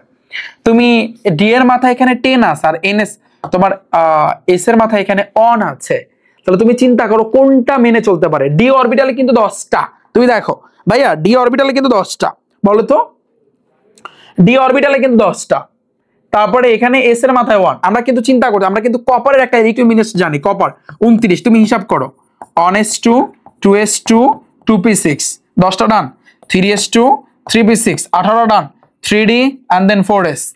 আমরা জানি 18টা কিন্তু আমাদের ডান হইছে। এখন বাকি থাকে হচ্ছে কয়টা? বাকি থাকে হচ্ছে কিন্তু তোমার এই জায়গাতে কয়টা থাকে দেখো, জাস্ট 1 মিনিট, এখানে খেয়াল করো ভাইয়া 18টা কিন্তু আমরা অলরেডি কিন্তু বসাইছে, ওখানে থাকে 9টা আর এখানে থাকে 2টা, 11টা। 11টার ভিতরে তুমি ওরে 2টা দিলা, বাকি থাকে তোমার কয়টা বলো তো? 9টা। এই 9টা এখানে বসবে, কিন্তু আমরা জানি এটা একটা ব্যতিক্রম। কেন? ডি এর মাথায় 9 হইছে, ও যদি কোনোভাবে কারো কাছ থেকে একটা ইলেকট্রন পায় তাহলে কিন্তু ও সুস্থিতি অর্জন করবে। এই কারণে ডি এর মাথায় ও এস থেকে একটা ইলেকট্রন নিবে, তখন কিন্তু ও 10 হয়ে যাবে আর ও অন হয়ে যাবে। দেখো এই যে ডি এর মাথায় 10, ডি এর মাথায় 10, এস এর মাথায় 1, এস এর মাথায় 1, তাহলে কে? কপার। তাহলে আমাদের অ্যান্সার হবে কিন্তু ভাইয়া কপার। পানি পানি ভাইয়া, বলো। এবার আসি দেখো কোনটির ডি অরবিটাল অর্ধপূর্ণ? কোনটির ডি অরবিটাল অর্ধপূর্ণ? Manganese, iron, zinc, copper. তোমার চারোটার ইলেকট্রন বিন্যাস তুমি করবা। অর্ধপূর্ণ মানে কি বলো তো? ডি অরবিটালে ডি এর মাথায় হয় 5 বসবে, না হয় তোমার 10 বসবে। এখন এই যদি 5 থাকে এটাকে আমরা বলবো অর্ধপূর্ণ, আর যদি ভাইয়া তোমার 10 থাকে এটা হচ্ছে কিন্তু ভাইয়া পূর্ণ আমরা বলবো। আমাদের কোশ্চেন করছে অর্ধপূর্ণ, তুমি চারোটার ইলেকট্রন বিন্যাস করো, তুমি অনায়াসে কিন্তু এটা অ্যান্সারটা পেয়ে যাবা। এটা ভাইয়া তোমাদের হোমওয়ার্ক থাকবে। ওকে ভাইয়া, ডান। পরেরটা আসি, ভ্যানাডিয়াম, স্ক্যান্ডিয়াম, টাইটানিয়াম, ভ্যানাডিয়াম। ভ্যানাডিয়ামের হইছে কত? 23। তাহলে এখন বলছে কি মৌলটির এন শেলে কতটা ইলেকট্রন থাকে? ইলেকট্রন বিন্যাস করো, 1s2 2s2, তারপর কি 2p6, তারপরে 3s2 3p6, তারপরে এই 18 আমাদের ডান, তারপর 3d এবং আরেকটা হচ্ছে কিন্তু 4s। তাহলে 23টার ভিতরে 18টা বসেছি, বাকি থাকে এখানে 2টা আর এখানে তোমার 3টা। এখন তুমি দেখো, তুমি চিন্তা করো KLMN। আমরা কিন্তু জানি এরকম একটা ইলেকট্রন আমরা বিন্যাস করছিলাম কিছুক্ষণ আগে, যেটা কিন্তু ছিল ম্যাঙ্গানিজ 2+ ছিল, মনে আছে? ম্যাঙ্গানিজের হয়েছে কিন্তু তোমার 25, তাহলে 2+ মানে বিয়োগ করলে তোমার এটা আসতেছে কিন্তু তোমার 23। তাহলে ইলেকট্রন বিন্যাস কিন্তু সেম করছিলাম। এইটা আনসার দাও, কে কি পারবা? এটা আনসার দাও যদি তোমরা দেখো। এখন একটু খেয়াল করো, এখন তুমি বলবা ভাইয়া এর ঠিক এই ম্যাঙ্গানিজ 2+, আমি একটু দেখাই, এটার বাস্তবটা একটু দেখাই। ম্যাঙ্গানিজ যদি তোমার 2+ থাকতো, তুমি জানো ম্যাঙ্গানিজের হচ্ছে কিন্তু 25, ধরো 25 তুমি জানো, কিন্তু 2+ মানে 2টা কমবে, 25 এর কোনো 2 কমলে তোমার হিসাব করতে হবে 23টা। তাহলে ইলেকট্রন বিন্যাস করো, 1s2 2s2 2p6 3s2 3p6 3d and 4s2। এই যে তোমার সেম দেখো দুইটার ইলেকট্রন বিন্যাস তুমি দেখো, এটার ইলেকট্রন বিন্যাসও যা, এটারও যা, আবার সেম ভাবে কিন্তু এটারও কিন্তু তা, বাট ডিফারেন্সটা লক্ষ্য করো ভাইয়া। এটা কিন্তু 2+ হয়েছে, এই কারণে এই 3 ওর কাছ থেকে জোর করে 2টা ইলেকট্রন নিয়ে ও কিন্তু পাস হয়ে যাবে, তখন ওর মাথায় কিন্তু থাকবে 0 যখন তোমার এভাবে 2+ আকারে থাকবে। কিন্তু যখন এইভাবে প্রপারলি তুমি যখন ইলেকট্রন বিন্যাস করবা, তখন কিন্তু এই ডি অরবিটাল ওর কাছ থেকে 2টা ইলেকট্রন নিতে পারবে না। এটা এইচএসসি লেভেলে উঠলে তখন আরো বিস্তারিত তুমি জানতে পারবা, ইনশাআল্লাহ শিখাই দেবো তখন। এখন আপাতত মনে রাখো, দেখো 2+ যখন হয়েছে তখন কিন্তু ওর মাথায় 5টা আর 0 হয়েছে, দেখছো না হিসাব করছে। কিন্তু যখন শুধু ভ্যানাডিয়াম সেম 2টা, বাট ডিফারেন্সটা দেখো। এই জন্য স্টুডেন্টরা কিন্তু গোলমাল করে ফেলে, এই জন্য বুঝে না, আসলে বুঝে উঠতে পারে না। যে অনেকে এভাবে কোশ্চেন করছে যে ভাইয়া ভ্যানাডিয়ামের ইলেকট্রন বিন্যাসে ডি অরবিটালে 3টা আর এস অরবিটালে 2টা, কিন্তু ম্যাঙ্গানিজ 2+ যখন ইলেকট্রন বিন্যাস করতে যায় তখন ডি অরবিটালে 5টা আর এস অরবিটালে 0। কাহিনী কি? দুটো তো সেম, এটারও 23টার হিসাব করছে ইলেকট্রন আর এটারও কিন্তু 23টার হিসাব করছে। কাহিনী তো ডারমে কুছ কালা হে, একটু তো ভাইয়া কাহিনী আছে, বুঝে নাই? তো এইটার ভ্যানাডিয়ামের ক্ষেত্রে তুমি চিন্তা করো, এটা আমরা জানি কে শক্তি স্তর, এটা হচ্ছে তোমার এল শক্তি স্তর, এটা হচ্ছে কিন্তু তোমার এম শক্তি স্তর, আর এটা হচ্ছে তোমার n শক্তি স্তর। আমাদের বলছে n শেলে কতটি ইলেকট্রন আছে? 2টা। আমাদের आंसर হবে কিন্তু ভাইয়া 2টা। বিষয়টা বুঝছো? যদি কোশ্চেনটা ঘুরায় বলতো, যদি বলতো যে ম্যাঙ্গানিজ 2+ এই মৌলটার n শেলে কতটি ইলেকট্রন, তখন কিন্তু आंसर হইতো 0টা। বিষয়টা দেখো, ডার মে কুছ কালা হে। ভ্যানাডিয়ামের m শক্তি স্তরে কতটা ইলেকট্রন আছে? সেম আমরা যে ইলেকট্রন বিন্যাস করছি এইমাত্র ভ্যানাডিয়ামের m, এখানে 6 7 8 9 10 11, আমাদের आंसर হবে কিন্তু তোমার 11টা। কয়টা হবে? 11টা। ডান। এবার দেখো আয়রন 3+ আয়নের m শেলে কতটা ইলেকট্রন আছে? তুমি দেখো আয়রন ভাইয়া 3+, তুমি জানো আয়রনের কিন্তু ভাইয়া 26, কিন্তু যেহেতু 3+ বলছে তার মানে 26 থেকে তোমার 3টা বিয়োগ করলে কত হয়? 23টা। তোমার হিসাব করতে হবে 23টার। তোমার হিসাব করতে হবে ভাইয়া কয়টার? তোমার হিসাব করতে হবে কিন্তু ভাইয়া 23টার। একটু সাবধানে তুমি বলো তাহলে কত হইতে পারে? যেহেতু 3+, ওই same 1s2 2s2 2p6 3s2 3p6 18 ডান। 3d এবং 4s, ভাই আমরা জানি 4s এর 2টা বা আর এখানে দিলাম 3টা, কিন্তু যেহেতু এখানে 3+ আছে, তুমি দেখো এই আয়রন 3+ও কিন্তু এইটার মতো।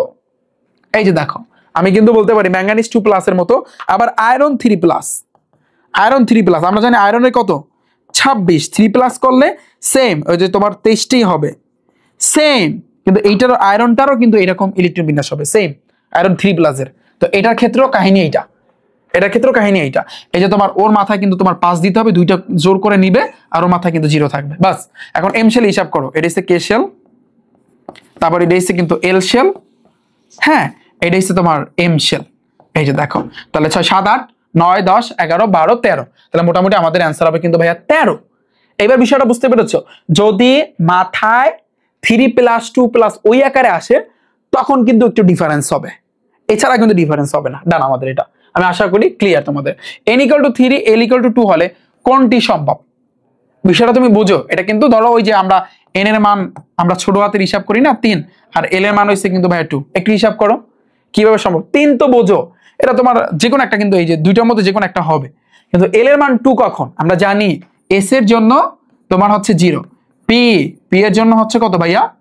1, d তারপর হচ্ছে কিন্তু 2, তারপর হচ্ছে কিন্তু spdf, এটা হচ্ছে তোমার 3। এখন তুমি চিন্তা করো ভাইয়া, তুমি চিন্তা করো, ওরা বলছে l এর মান 2, তাহলে 2 কই? এই যে 2, তার মানে কি ভাইয়া? d, তার মানে কি d, আর এখানে আছে 3, তার মানে হবে 3d। আমাদের आंसर হবে কিন্তু ক নাম্বার। ওকে বলো, বুঝছো ভাইয়া?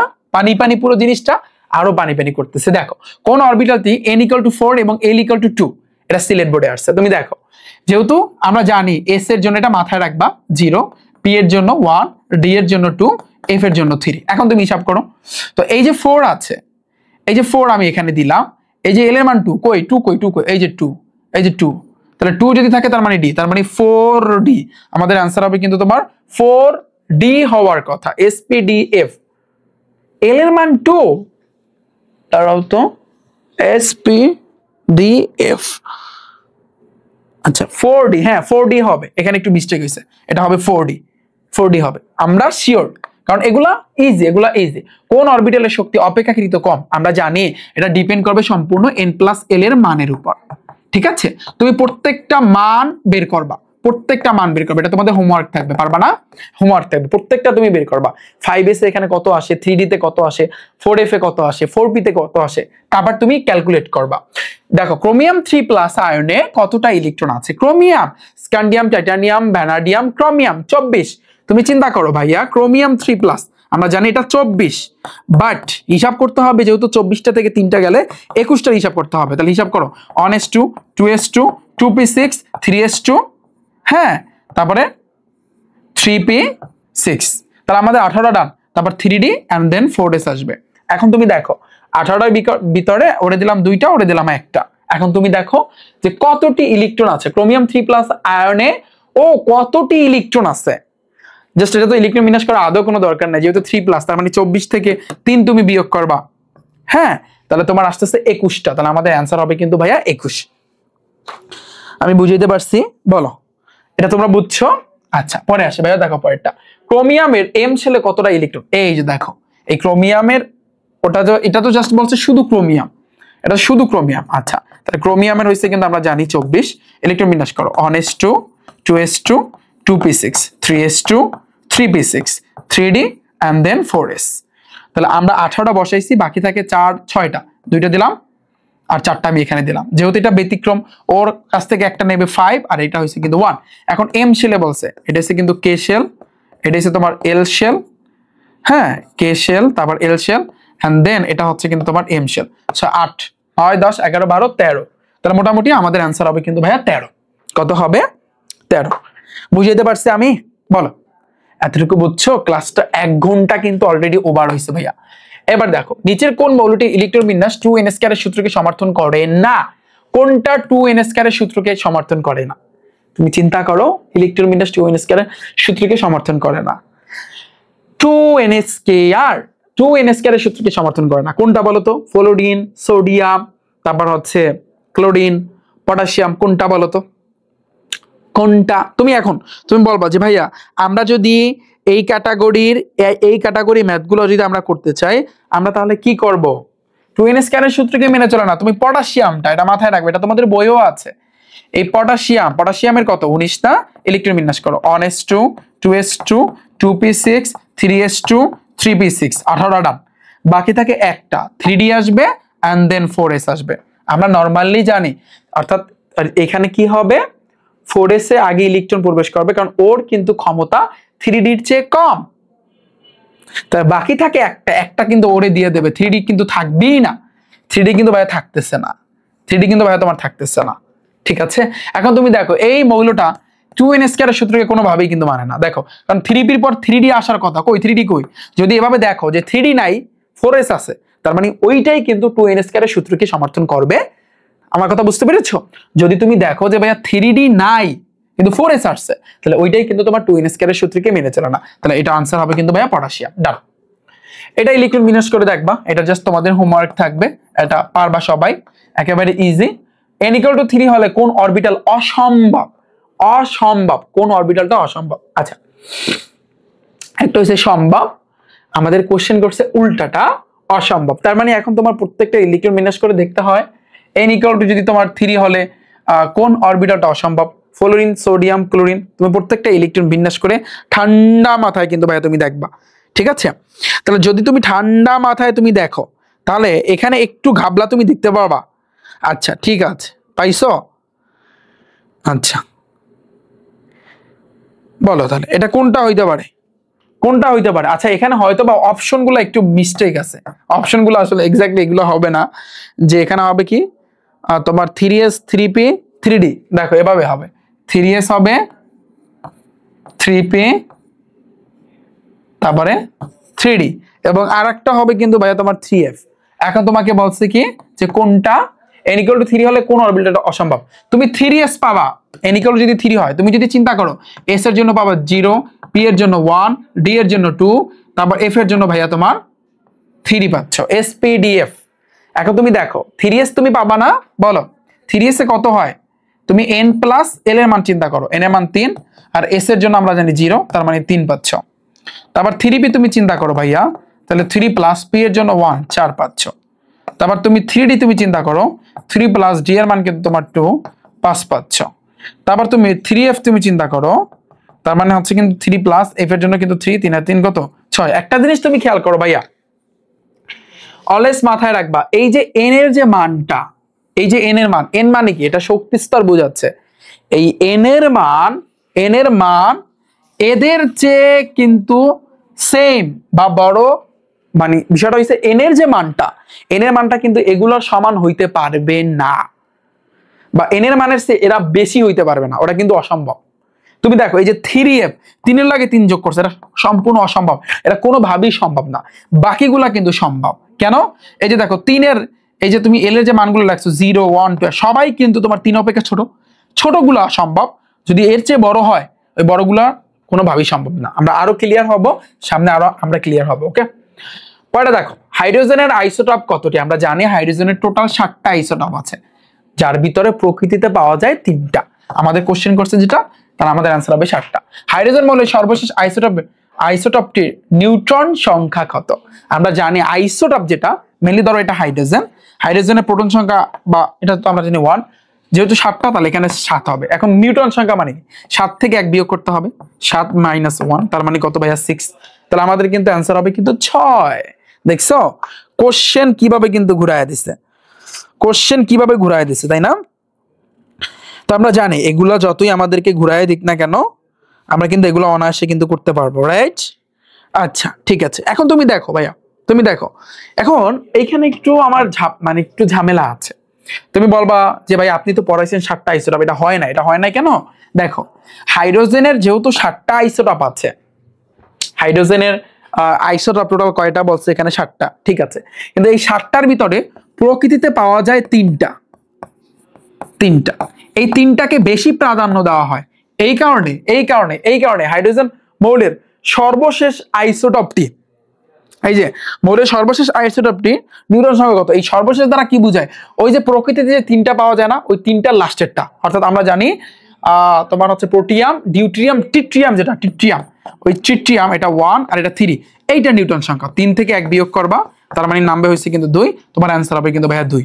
তুমি 7টা হিসাব করতে পারবা না, ঠিক আছে, তুমি 7টা হিসাব করতে পারবা না। আচ্ছা এটা গেল আমাদের। হাইড্রোজেনের কতটি আইসোটপ ল্যাবরেটরিতে প্রস্তুত করা হয়? তাহলে তুমি চিন্তা করো প্রকৃতিতে পাওয়া যায় 3টা, 7টায় গুণে 3টা পাওয়া যায়, তাহলে তুমি 7 থেকে 3 বিয়োগ করো, কত থাকে ভাইয়া 4, তাহলে তোমার 4টা হবে, অ্যান্সার শেষ। পরেরটা দেখো, এই যে জিনিসটা কোন মৌলের কিন্তু আইসোটপ, তুমি দেখো এ আছে 29 আছে 65 আছে। 29 এটা ডিপেন্ড করবে কোন মৌল। 29 আমরা জানি কপার, আমরা জানি কি 29 এটা আমরা জানি কপার, সহজ কথা, এটা হচ্ছে কিন্তু ভাইয়া কপার। ডান ভাইয়া? আচ্ছা এটা যদি ডান হয় আমরা কিন্তু 5 নাম্বার টাইপে করতেছি। সি মৌলের কতটি আইসোটপ আছে? এটা সি না, এটা হচ্ছে তোমার কার্বন। কার্বনের কয়টা আইসোটপ আছে তুমি জানো? হাইড্রোজেনের কিন্তু আইসোটপ আছে কয়টা? 7টা, প্রকৃতিতে পাওয়া যায় 3টা। কার্বনের আইসোটপ আছে কিন্তু ভাইয়া 3টা, এটা মাথায় রাখবা। কার্বনের আইসোটপ আছে কয়টা ভাইয়া? 3টা। একটা হচ্ছে 12, 13, 14, অর্থাৎ কার্বন আমরা জানি কত 6 না, কার্বন নাইট্রোজেন, তাহলে 6, একটা হচ্ছে 12 আর 6, আর একটা হচ্ছে তোমার 13 আর একটা হচ্ছে তোমার 14। এই কার্বনের 3টা কিন্তু আইসোটপ আছে, এটা মাথায় রাখবা। কয়টা? 3টা, একটু মুখস্থ রাখবা।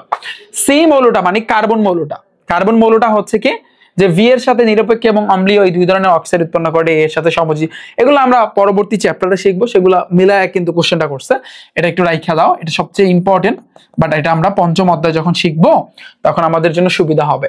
ক্যালসিয়াম ফসফেট যৌগের আপেক্ষিক আণবিক ভর কত? আমরা এখন আণবিক ভর বের করব।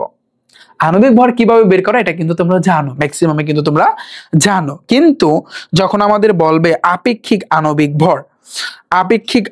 ভর, তখন আমরা কিভাবে বের করব? প্যারান আর কিছু নাই, আপেক্ষিক আণবিক ভর যাই বলুক না কেন, সহজ কথা আমাদের আণবিক ভর বের করতে বললেই হয়েছে। এখন তোমার ক্যালসিয়াম ফসফেট এটা তো তোমার কিন্তু জানতে হবে, তাই না?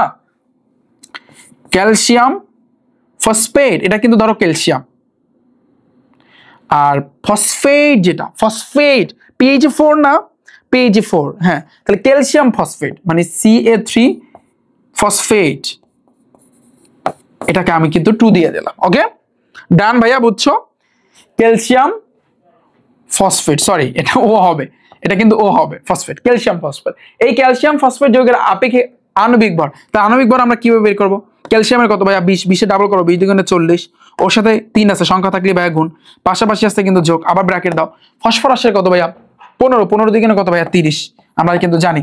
অক্সিজেনের কত? 8, 8 দুগুণে 16, ওর সাথে সংখ্যা 4 আছে, তার মানে গুণ 4, তারপর ব্র্যাকেট দাও, সংখ্যা থাকলে ভাইয়া গুণ, এই গুণ দিলাম, 3 4 12, 120 আসতেছে, প্লাস 30 যোগ 4 16 কত বলো? 4 6 অর্থাৎ 64 কেন আসবে, তারপর ইনটু হবে 2। এখন তুমি হিসাব করো, এটার সাথে এটা তুমি যোগ করো, খুব সুন্দরভাবে তোমার কিন্তু হিসাবটা করতে হবে ভাইয়া। করো তুমি 64 তার সাথে যোগ করবা 30, যা নামবে তার সাথে 2 গুণ করবা, তারপর তুমি যোগ করবা 120, 308 এর মতো আসবে সম্ভবত ভাইয়া, 308, কিন্তু আমার তো একটু ঘাবলা লাগতেছে। ফসফরাসের কি 30? 15 দ্বিগুণে 30, এটা ব্যতিক্রম না, 31 হবে, সরি 31 হবে, 31 হবে, বুঝছো? তো 31 যদি তুমি পাও, সাপোজ তুমি 31 পাবা, তো 31 পাইলে ভাইয়া তুমি এখন একটু হিসাব করো, তাহলে তোমার হয়ে যাবে বিষয়টা। তো এখন তুমি 64 লাগে যোগ দিবা 31, গুণ দিবা 2 দ্বারা, তার সাথে যোগ দিবা 120, এখন শিওর মিলবে। তোমার 310, রাইট। দেখছো একটা যদি তুমি ভুল করো তাহলে তোমার কিন্তু পুরোটা ভুল হয়ে যাবে, তাহলে 310। এইভাবে তোমার আণবিক ভর বের করতে হবে। ওকে, এইভাবে ভাইয়া তোমার আণবিক ভর বের করতে হবে। কপার সালফেটের আপেক্ষিক আণবিক ভর, তাহলে কপার সালফেট, তুমি চিন্তা করো কপার কত। আমরা জানি কপারের হচ্ছে কিন্তু পারমাণবিক সংখ্যা হচ্ছে 29। আমি তোমাদের 30 পর্যন্ত কিন্তু মুখস্থ রাখতে বলছিলাম, কিন্তু মাথায় রাখবা কপারের কিন্তু পারমাণবিক ভরটা 63.5, এটা মাথায় রাখবা, 63.5। সালফার কত? 16, 16 দুগুণে 32, ডাবল। অক্সিজেন কত? 8 দুগুণে 16, ওর সাথে 4 আছে, সংখ্যা থাকলে ভাইয়া গুণ। এখন তুমি হিসাব করো, 63, তুমি ডাইরেক্ট হিসাব করতে পারো, 5 প্লাস এসে তোমার 32 প্লাস তারপর ব্র্যাকেট দাও, তারপর 16 গুণ ভাইয়া তোমার 4, তাহলে তোমার আসতেছে 159 পয়েন্ট হয়েছে কিন্তু ভাইয়া 5, 159.5। ডান, এটা গেল আমাদের। কোনটির আপেক্ষিক আণবিক ভর কত? এটা আসলে এক্স্যাক্টলি কোশ্চেন এরকম হয় না, বাট এটা একটু ভর হয়তো বা বেশি হইতে পারে, বেশি কোনটির আণবিক ভর বেশি, তুমি প্রত্যেকটা আণবিক ভর বের করবা, তারপর তোমার মানে হিসাব করতে হবে যে কোনটার বেশি। এটা তোমাদের হোমওয়ার্ক থাকবে। পারবা না ভাইয়া? অবশ্যই পারবা। অ্যালুমিনিয়ামের আপেক্ষিক পারমাণবিক ভর কত? আমরা জানি অ্যালুমিনিয়াম হয়েছে কিন্তু 13 ডাবল করলে 26, কিন্তু এটা ব্যতিক্রম, এটা হবে কিন্তু ভাইয়া 27, তাহলে আমাদের অ্যান্সার হবে কিন্তু ভাইয়া 27। ওকে, এগুলো সিম্পল আছে। এই যে দেখো ফ্লোরিন এর কত? 9 দুগুণে 18 হওয়ার কথা, কিন্তু এটা 18 হবে না, এটা হবে 19। ডান, ব্যতিক্রম। 4টা ম্যাগনেসিয়াম পরমাণুর ভর কত? 4টা ম্যাগনেসিয়াম পরমাণুর ভর কত? এটা রাইখা দাও, এটা আমি তোমাদের ষষ্ঠ অধ্যায় এক লাইনের মাধ্যমে শিখাবো। ষষ্ঠ অধ্যায়ের এটা, বুঝছো? একটা লাইনের মাধ্যমে শিখাবো। এই অ্যালুমিনিয়ামের একটা পরমাণু ভর, এটা রাইখা দাও ভাইয়া, এগুলো তোমাদের ষষ্ঠ অধ্যায়ে আমি কিন্তু শিখাবো। বাট এখানে তো হিসাবটা ইজি হওয়ার কথা। না, এগুলো তোমাদের ষষ্ঠ অধ্যায়ে অ্যালুমিনিয়ামের একটা পরমাণু ভর কত, এগুলো তো বের করার একটা সিস্টেম তো আছে। আচ্ছা, শোনো, এগুলা বের করার জন্য আমরা একটি পরমাণুর ভর কত, একটা তোমার হচ্ছে কিন্তু সূত্র কিন্তু আমি তোমাদেরকে পড়াইছিলাম না, একটা সূত্র কিন্তু তোমাদেরকে পড়াইছিলাম যে মৌলের একটা পরমাণু বা ডিভাইডেড বাই একটা কার্বন 12 আইসোটোপের 1/12 অংশ, মনে আছে? তুমি ওই সিস্টেমের কিন্তু জিনিসগুলো কিন্তু করতে পারো। অ্যালুমিনিয়ামের একটি পরমাণুর ভর কত? মৌলের একটি পরমাণুর ভর ডিভাইডেড বাই কার্বন 12 আইসোটোপের 1/12 অংশ। আমরা যদি চিন্তা করি মৌলের আপেক্ষিক পারমাণবিক ভর, আমরা যদি হিসাব করি, দেখো মৌলের আমরা আপেক্ষিক পারমাণবিক ভর, দাঁড়াও একটু এই জিনিসটা হিসাব করতে হবে। ওকে, মৌলের একটা পরমাণু ভর, আমরা একটু এইটা হিসাব করি যে মৌলের আপেক্ষিক পারমাণবিক ভর এক্স্যাক্টলি কিভাবে বের করে। আপেক্ষিক পারমাণবিক যে ভরটা, ঠিক আছে, এটা আমরা কিভাবে বের করব? মৌলের একটি পরমাণুর ভর, মৌলের একটি পরমাণুর ভর ডিভাইডেড বাই কার্বন 12 আইসোটোপের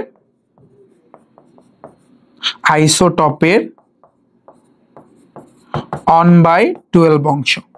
এই জিনিসটা কিন্তু আমরা জানি যে কার্বন 12 আইসোটোপের 1/12 অংশ, এটা কিন্তু একটা ভ্যালু আছে, এটা কিন্তু একটা মান আছে, তাই না?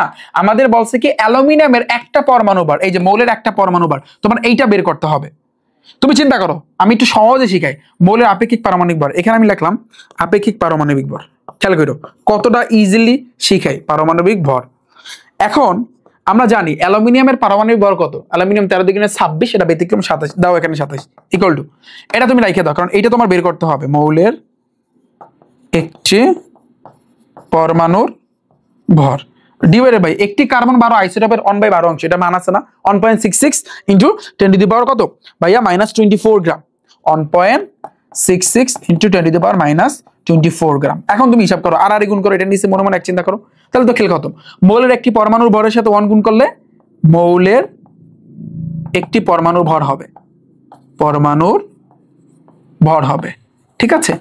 এবার এই 27-এর সাথে এটা গুণ করো, 1.66 ইন্টু 10 টু দি পাওয়ার -24। ওই যে তোমার হচ্ছে ম্যাথমেটিক্সে যেভাবে আমরা করি না, একেবারে কিন্তু ভাইয়া ওইভাবে তুমি 27-এর সাথে গুণ দিবা 1.66 ইন্টু 10 টু দি পাওয়ার -24, তোমার আসবে 4.482 ইন্টু 10 টু দি পাওয়ার -23, এটা আসবে তোমার অ্যান্সার -23। বুঝতে পারছি আমি? কিচ্ছু না, তুমি যারা এই সূত্রটা জানো, আপেক্ষিক পারমাণবিক ভরের একটা সূত্র আছে, এই সূত্রটা যারা জানো যে মৌলের একটা পরমাণুর ভর ডিভাইডেড বাই কার্বন 12 আইসোটোপের 1/12 অংশ, যারা জানো তারা তারা কিন্তু এটা ইজিলি কিন্তু করতে পারবা। দেখো একটা মৌলের একটা পরমাণুর প্রকৃত ভর দেওয়া আছে এবং আপেক্ষিক পারমাণবিক ভর কত, তো আমরা কিন্তু ইজিলি কিন্তু জানি যে আপেক্ষিক যে ভরটা, আপেক্ষিক ভরের কিন্তু সূত্র আমরা জানি, আপেক্ষিক ভরের কিন্তু সূত্র কি, ইকুয়াল টু মৌলের একটি পরমাণুর ভর, মৌলের একটি পরমাণুর ভর, পরমাণুর ভর ডিভাইডেড বাই কার্বন 12 আইসোটোপের 1/12 অংশ, কার্বন 12 আইসোটোপের এটা একটু 1/12 অংশ, এই জিনিসটা একটু মাথায় রাখবা। তো মৌলের একটা পরমাণুর প্রকৃত ভর আছে কিন্তু এই জিনিসটা, তাহলে তোমাকে কিন্তু বের করতে বলছে আপেক্ষিক পারমাণবিক ভর কত, তুমি চিন্তা করো ইকুয়াল টু দাও, এইটাই কিন্তু তোমার বের করতে হবে। এইটার মান এই যে মৌলের একটি পরমাণুর ভর এই যে দেওয়া আছে 3.16 × 10⁻23, আর এইটার যে মানটা এটা মুখস্থ, আমি বলছিলাম মুখস্থ করতে 1.66 × 10⁻, তোমার কত ভাইয়া 24। এখন তুমি হিসাব করো, এখন তুমি হিসাব করো, এখন তুমি এটা যদি হিসাব করো তাহলে কিন্তু হয়ে যায়, তাহলে কিন্তু জিনিসটা কিন্তু চলে আসবে রেজাল্টটা। ওকে দেখো দেখো তাহলে তুমি হিসাব করো, ব্র্যাকেট দাও, ব্র্যাকেট দিয়ে হিসাব করলে সবচেয়ে সুবিধা হবে, × 10⁻23 এটা তুমি ভাগ দিবা 1.66 × 10⁻24, তোমার আসতেছে কিন্তু তোমার 1.66, দাঁড়াও এখানে কিন্তু তোমার রেজাল্টটা আসবে, তুমি যদি ভাগ করো 19.03 আসবে, মোটামুটি আমরা ধরে নিতে পারি এটা 19, আমরা ধরে নিতে পারি, তো আমাদের আনসার হবে কিন্তু 19। ইটস ভেরি সিম্পল, অর্থাৎ মৌলের আপেক্ষিক পারমাণবিক ভরের কিন্তু এটা সূত্র। x একটি মৌল যার একটা পরমাণুর ভর দেওয়া আছে এত, x এর আপেক্ষিক পারমাণবিক ভর আমরা তো জানি, আপেক্ষিক পারমাণবিক ভর কিভাবে বের করে তাই না, পারমাণবিক ভর আমি সংক্ষেপে লিখি কি, মৌলের একটি পরমাণুর ভর, মৌলের একটি পরমাণুর ভর ডিভাইডেড বাই কার্বন 12 আইসোটোপের, কার্বন 12 আইসোটোপের 1/12 অংশ। দেখো এই যে দেখো মৌলের একটা পরমাণুর ভর যেটা মান কিন্তু অলরেডি দেওয়া আছে 3.985 × 10⁻23, আর এইটা মান আছে 1.66 × 10⁻24। এখন তুমি ভাগ করো, এখন তুমি এই জিনিসটা কিন্তু ভাগ করো, তাহলে তুমি দেখবা তোমার এইখানে যে রেজাল্ট আসবে 24-এর মতো আসবে, 24 এখানে রেজাল্ট আসবে ভাইয়া 24, বুঝছো? পানি পানি বলো। এত রক্তের এই যে দেখো এই ফসফরাস কিসে ব্যবহৃত আমি তোমাদের পড়াইছি আমাদের লাস্ট টাইম, আমরা একেবারে শেষের টাইপে চলে আসছি, টাইপ নাম্বার 6। দেখো এই যে ফসফরাস 32 ফসফেট, এটা এটা কি ফসফেট নাকি ফসফরাস বলো তো, কি কি বলতে পারবা, এটা কি ফসফেট নাকি ফসফরাস, পি দ্বারা কি বোঝায় বলো, পি দ্বারা কি বোঝায় কে কে বলতে পারবা? আমরা কিন্তু ফিনিশিং এ ভাইয়া চলে আসছি, আমাদের কিন্তু প্রায় শেষ।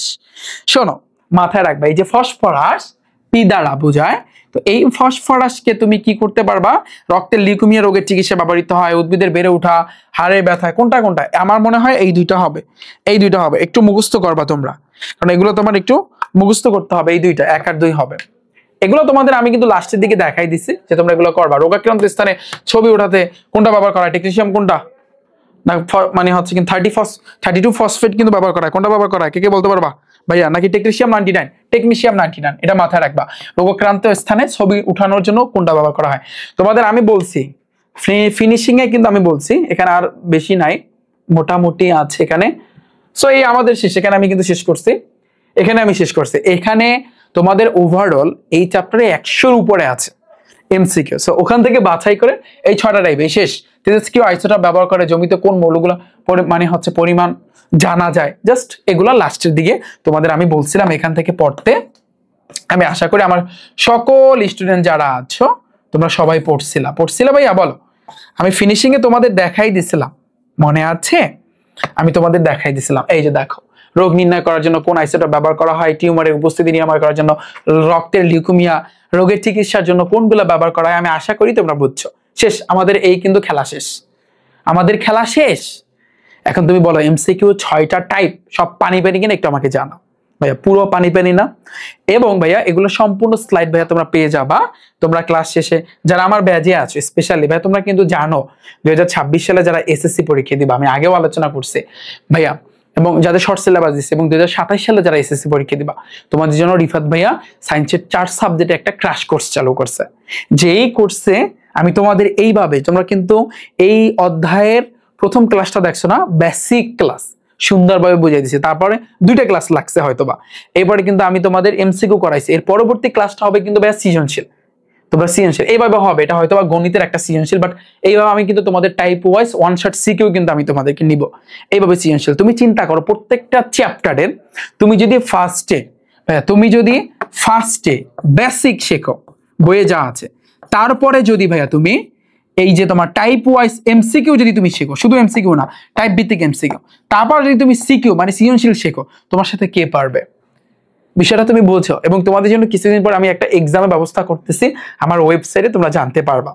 তোমরা এই যে এমসিকিউ আমি ক্লাস করাইলাম না, যতগুলো এমসিকিউ ক্লাস করাইছি এগুলোই কিন্তু তোমরা পরীক্ষা দিতে পারবা, নিজেকে যাচাই করতে পারবা যে না তুমি কতদূর আগাতে পেরেছো।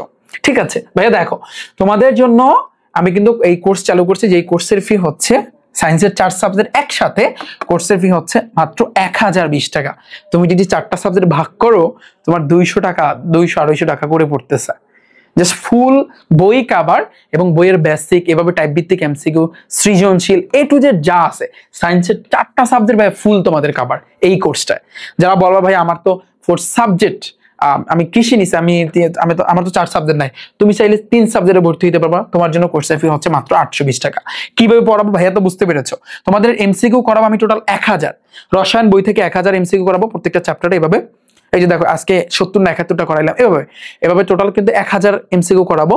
আবার তোমার এরপরে তোমার যে ফিজিক্সে বলো, ফিজিক্সে 1000, তারপর হচ্ছে হায়ার ম্যাথে 1000, তারপর হচ্ছে এইভাবে সায়েন্সের 4টা সাবজেক্টে টোটাল 4000 এমসিকিউ তোমাদের করাবো অনশট এমসিকিউ টাইপ ওয়াইজ। এবার তুমি দেখো তোমাদের হচ্ছে অনশট সিকিউ 340টা, একটা সাবজেক্টে 340টা করে করাবো। ঠিক আছে, তো পরবর্তী ক্লাসে কিন্তু তোমরা দেখতে পারবা। তো এবারে এখানে সবকিছু বিস্তারিত দেওয়া আছে ভাইয়া। তুমি যদি আগেও আমি বলছি এই কোর্স সম্পর্কে, তুমি যদি ভর্তি হইতে চাও জাস্ট একটা কোর্স, তোমার কোনো প্রাইভেট লাগবে না, কিচ্ছু লাগবে না, সবকিছু ভাইয়া তোমার কভার হয়ে যাবে।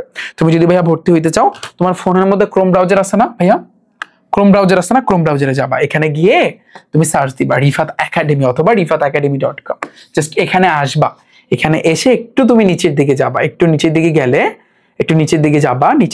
তুমি দেখতে পারবা এসএসসি 26-27 লেখা আছে তোমাদের জন্য। এই যে দেখো physics, chemistry, biology, higher math 4টা সাবজেক্ট একসাথে আছে 1020 টাকা। যারা 3 সাবজেক্ট পড়তে চাও তোমাদের জন্য এই ফিজিক্স, কেমিস্ট্রি, বায়োলজি 3 সাবজেক্ট 820 টাকা আছে। তুমি এখানে ক্লিক করলে বিস্তারিত জানতে পারবা। আর যদি ভর্তি হইতে চাও শুরুতে আমার কিন্তু এই ভিডিওটা আগে দেখবা, এই ওয়েবসাইটে আসার পর এই ভিডিওটা আগে দেখবা, দেখলে তুমি একটা আইডিয়া পাবা যে তুমি কিভাবে ভর্তি হবা, এই টু জেড সবকিছু। আর যদি কোনো সমস্যা আমাদের হোয়াটসঅ্যাপ নাম্বার আছে 07490973225, আমাদের হোয়াটসঅ্যাপে মেসেজ দিয়ে রাখতে পারো। এছাড়া আমাদের শুক্রবার বাদে বাকি দিনগুলো 10টা থেকে বিকাল 4টা পর্যন্ত, সকাল 10টা থেকে বিকাল 4টা পর্যন্ত আমাদেরকে ফোন দিয়ে তোমরা জানাতে পারো। এই ছিল ভাইয়া ওভারঅল সবকিছু। নেক্সট ক্লাসটা ভাইয়া, পরবর্তী ক্লাসটা কিন্তু হবে তোমার কিসের উপর, পরবর্তী ক্লাসটা কিন্তু আমি সৃজনশীলের উপর কিন্তু নিব। ওকে, আর এটা হচ্ছে বিগত বছরে কতগুলো কিরকম কিন্তু কমন আসছে ভাইয়া। এবং অলওয়েজ মাথায় রাখবা আমি কিন্তু 2024 ব্যাচ, 24এরও কিন্তু আবার ব্যাচ ছিল, 2025-25এও কিন্তু ব্যাচ ছিল। ওদেরকে আমি যা এমসিকিউ যা করাইছি এগুলোর ভিতর থেকে কিন্তু ভাই আসছে। ঠিক আছে, সো তুমি চিন্তা করো ওদের করাইছে আমি 500 এমসিকিউ, এবার করাবো তোমাদের 1000 এমসিকিউ। অর্থাৎ সহজ কথা, সায়েন্সের প্রত্যেকটা সাবজেক্টে, এছাড়াও গণিত এবং ইংরেজি প্রত্যেকটা সাবজেক্টে তোমার প্রিপারেশন প্রত্যেকটা সাবজেক্টে 100তে 100 হতে হবে। আগে টার্গেট ছিল 90, এখন টার্গেট 90 না, এখন 100তে 100। সো এই ছিল ওভারঅল সবকিছু। এবং রিফাত ভাইয়ের তোমরা জানো মাস্টার প্রো বুক আসতেছে 2026 সালের 1 জানুয়ারি ইনশাল্লাহ। এবং আরেকটা বিষয়, এই কোর্সে যারা ভর্তি হওয়া তোমাদের জন্য একটা সারপ্রাইজ আছে।